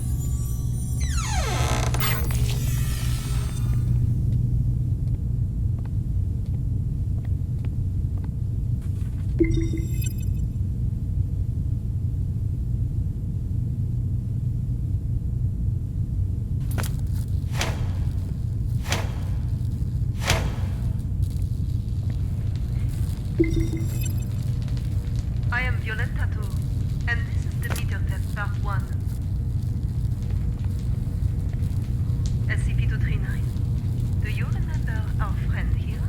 The little robin with the pretty feathers? Can you make it come out and play with us? Okay.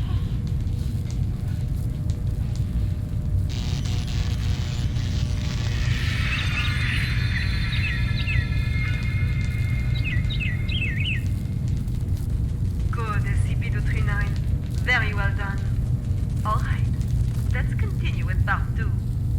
Now we need to give the robin a home. A home? Yes, a home. Just like in the storybook. The robin needs a tree to call home. So let's give him a big tree. Robin, home. Not the tree. SCP-239, you just need to listen and follow my orders. Come on now. Let's give our good friend the robin a big tree. Home. Not tree. SCP-239, I need you to follow orders and make a tree. SCP-239, if you don't follow orders, there will be no more nice things for you. No toys, no storybooks, no pretty decorations. Back to that cold, ugly room. You don't want that, do you? No. No. Then make the goddamn tree for me. Everyone, no need to panic. This is all standard. SCP-239 will have a slight effect on the current when using her abilities. It's perfectly normal.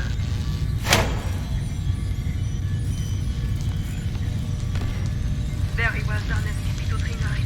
Good. Perfect. As you can well see, under my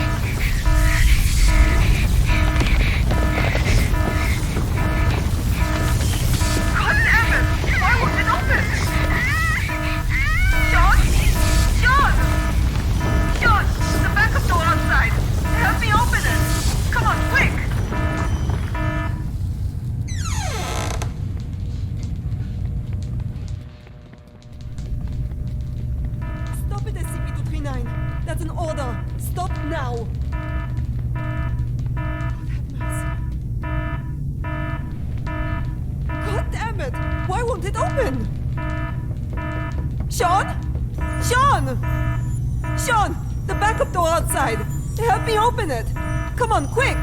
Violet, I told you you were playing with fire. Cut the bullshit and let me out. She's lost her mind. What are you doing? Open it! Open the damn thing! No. No, Violet. I can't. What? What do you mean? SCP-239 is out of control. Why would I open the gate? What the fuck are you saying? Open it! You're right, Violet. Victory comes to those who fight, and to those who last. You're talking crazy, Sean. This is not that. Open the fucking thing! An accident of this magnitude! It's just what I need to prove myself. Sean! Sean, don't think like that! We can work together. We'll do it your way. Your rules, your method. Whatever you want. Or we'll do... I know! I'll quit! I'll resign! Which plan is all yours? I will use these learnings to improve the plan and equipment. I've never been so certain of success. No, Sean. Let's not think like that. Let's talk things through. You have proven invaluable, Violet. You will not die in vain. No, Sean, no. No, no, no, you fuck. You fucking Sean. I quit. Sean, you should...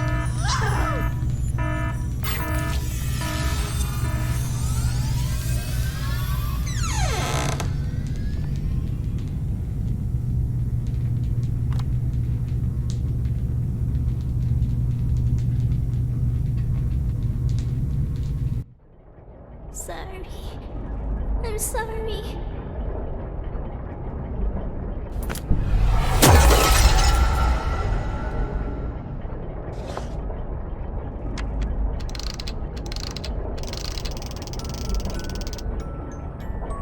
D6744. The energy output is getting out of hand. How much longer? So this is the witch plan, huh? Are we anything more than tools to you? It's not about that. This is about saving the world. Either you fix this, or we're all screwed. That's what I'm doing. Then move your ass and do it already. Yeah, suck my nuts. Quitting the Foundation was the best damn decision of my life.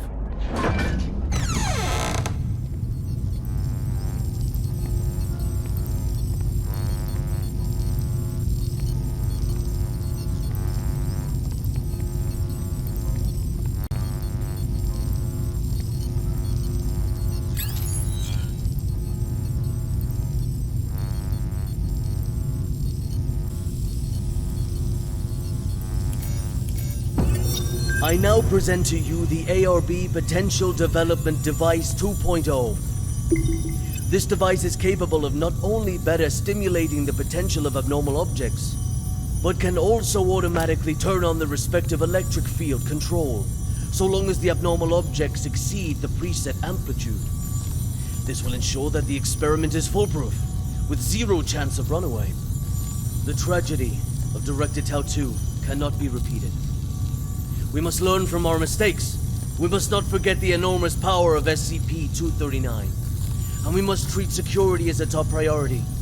Otherwise, all of this will be for nothing. Do not forget the credence we live by. Secure, contain, protect. This we must uphold at every turn.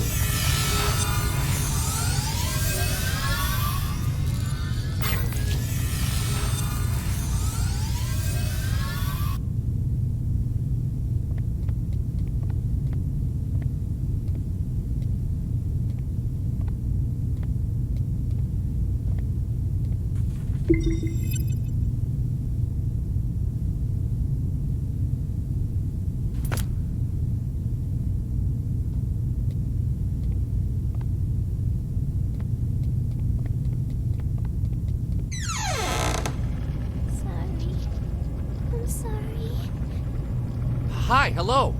It's okay. I just want to talk. No. Stay away. What happened? It's not your fault. Away! Oh, shit. You will all die! Die! You will all die!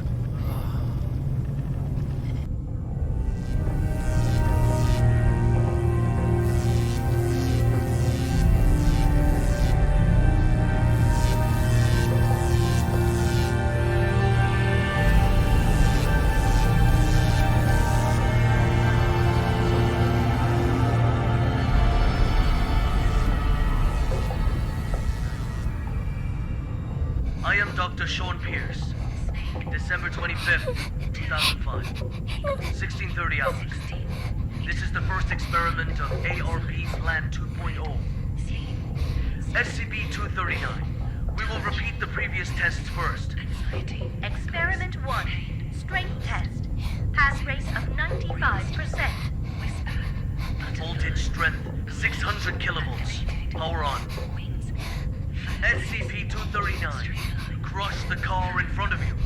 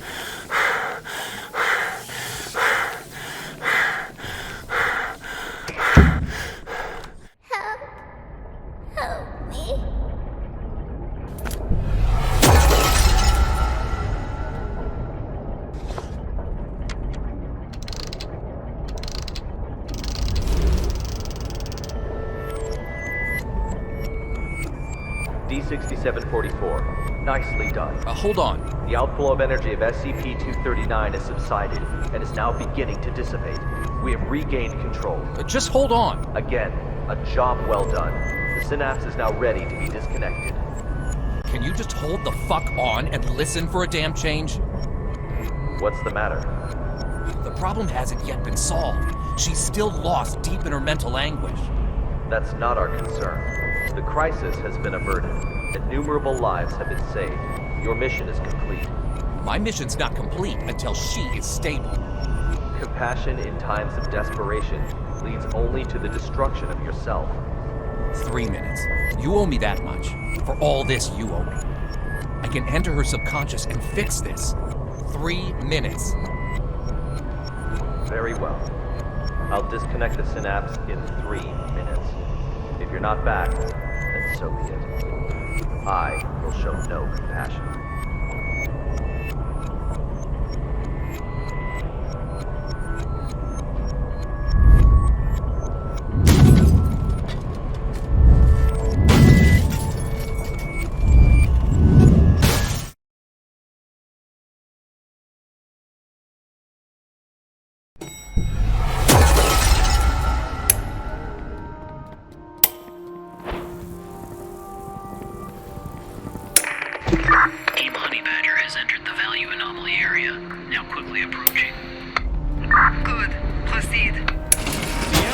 Fluid has broken. Send to delivery room 2.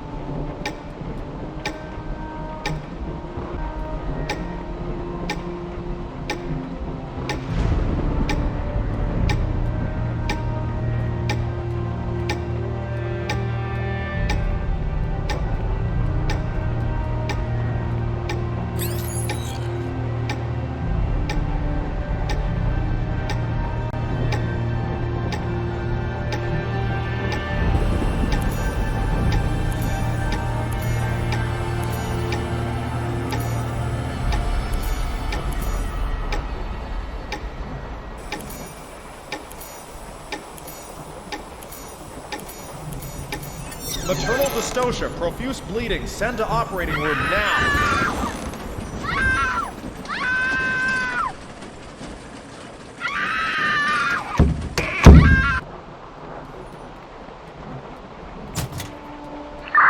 Value fluctuation increasing. T-Body Badger approaching target. Heart rate 100. Blood pressure normal. Hemostat, pause. Target confirmed. Containment operations ready. Excellent. Operation Witch Hunt, commence.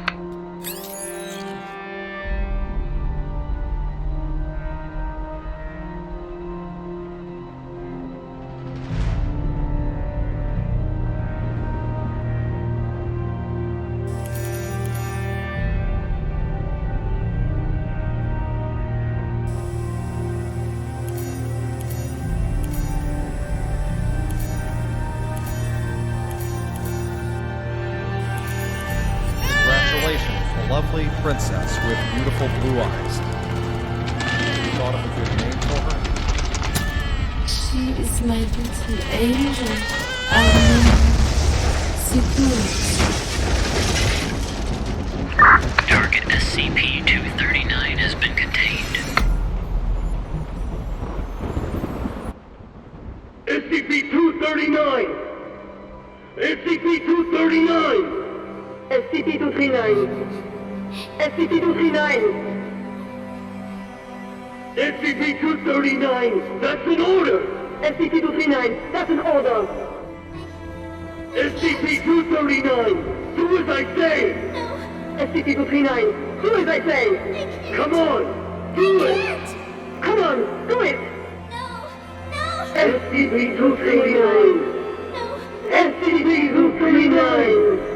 SCP-239! Don't blame yourself.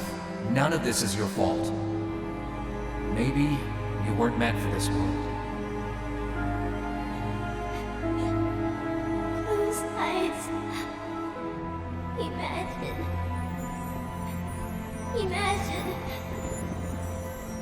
Beautiful images.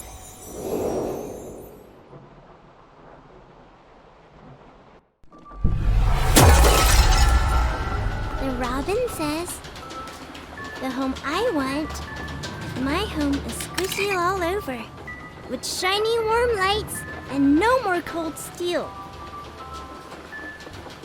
Filled all the way with beautiful star stickers. And colorful lights everywhere, everywhere. Everywhere I go, they twinkle, twinkle like little eyes. So many good books, with the cutest animals inside.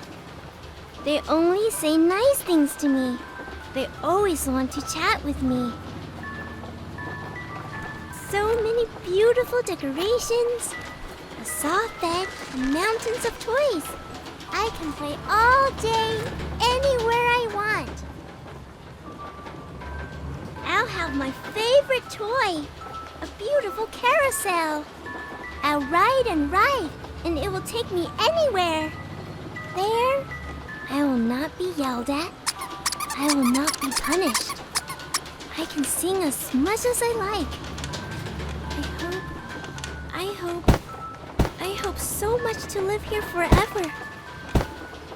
My home, Seguros' home.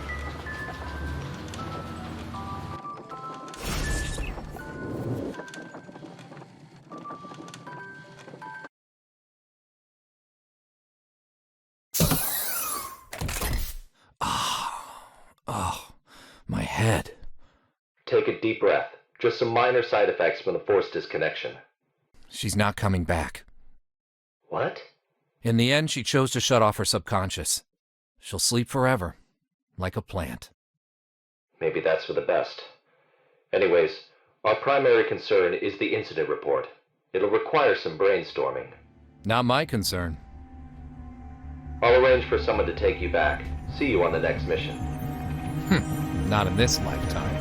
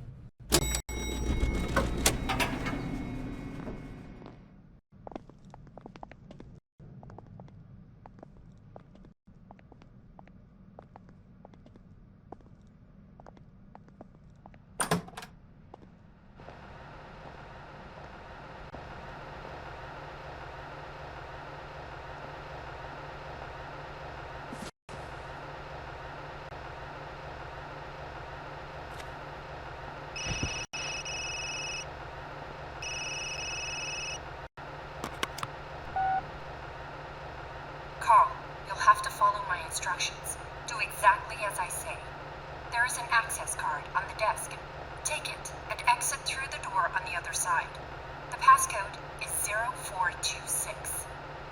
Find room B426 and run the program on the computer.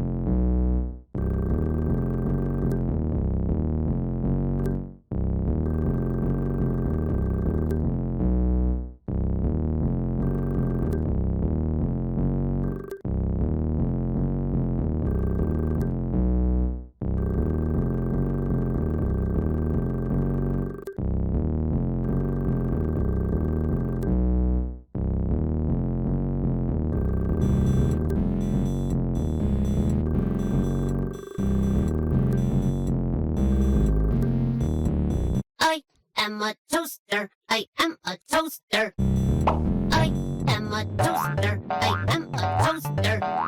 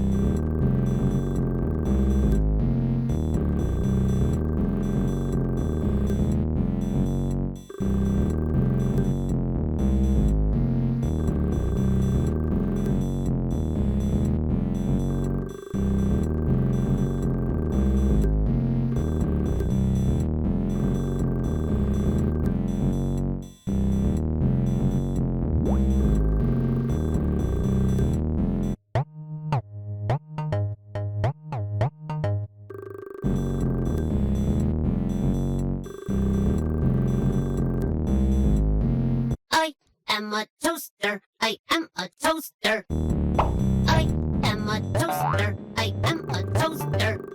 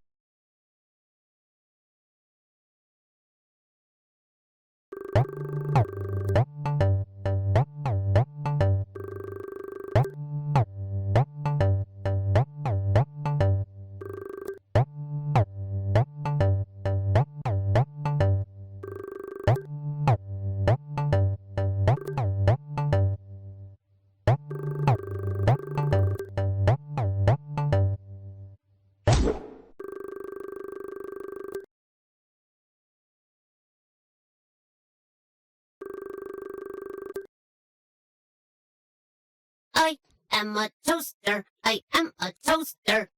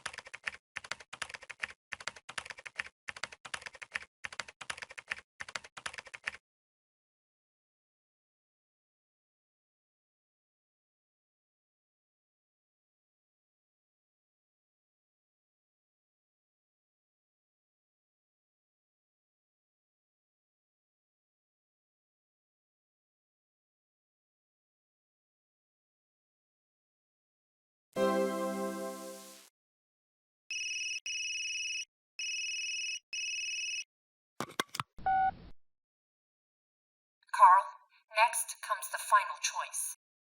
There are two doors in front of you, one red, one blue. If you want to give up and leave, go through the red door. The past few months will have been like a dream. You will remember nothing after waking, and this road will end here. You go through the blue door, you stay in Wonderland, and I show you how deep the rabbit hole goes. Leave, or stay. The choice is your own.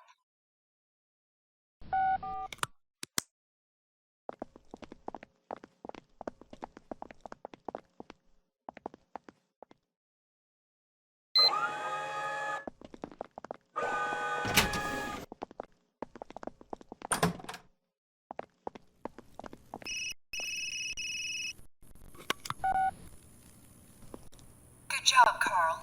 I'm glad you made it through. Have you ever felt like there were memories in your head of things you never experienced? Whispers of people you never met? These were not hallucinations. They're your actual memories. Carl, you are not a rookie at all. You are a member of Mega 5. You always have been. My name is Marion Wheeler, Captain of Mega 5. Welcome back, Gardner Carl. Now, we need to talk about 55.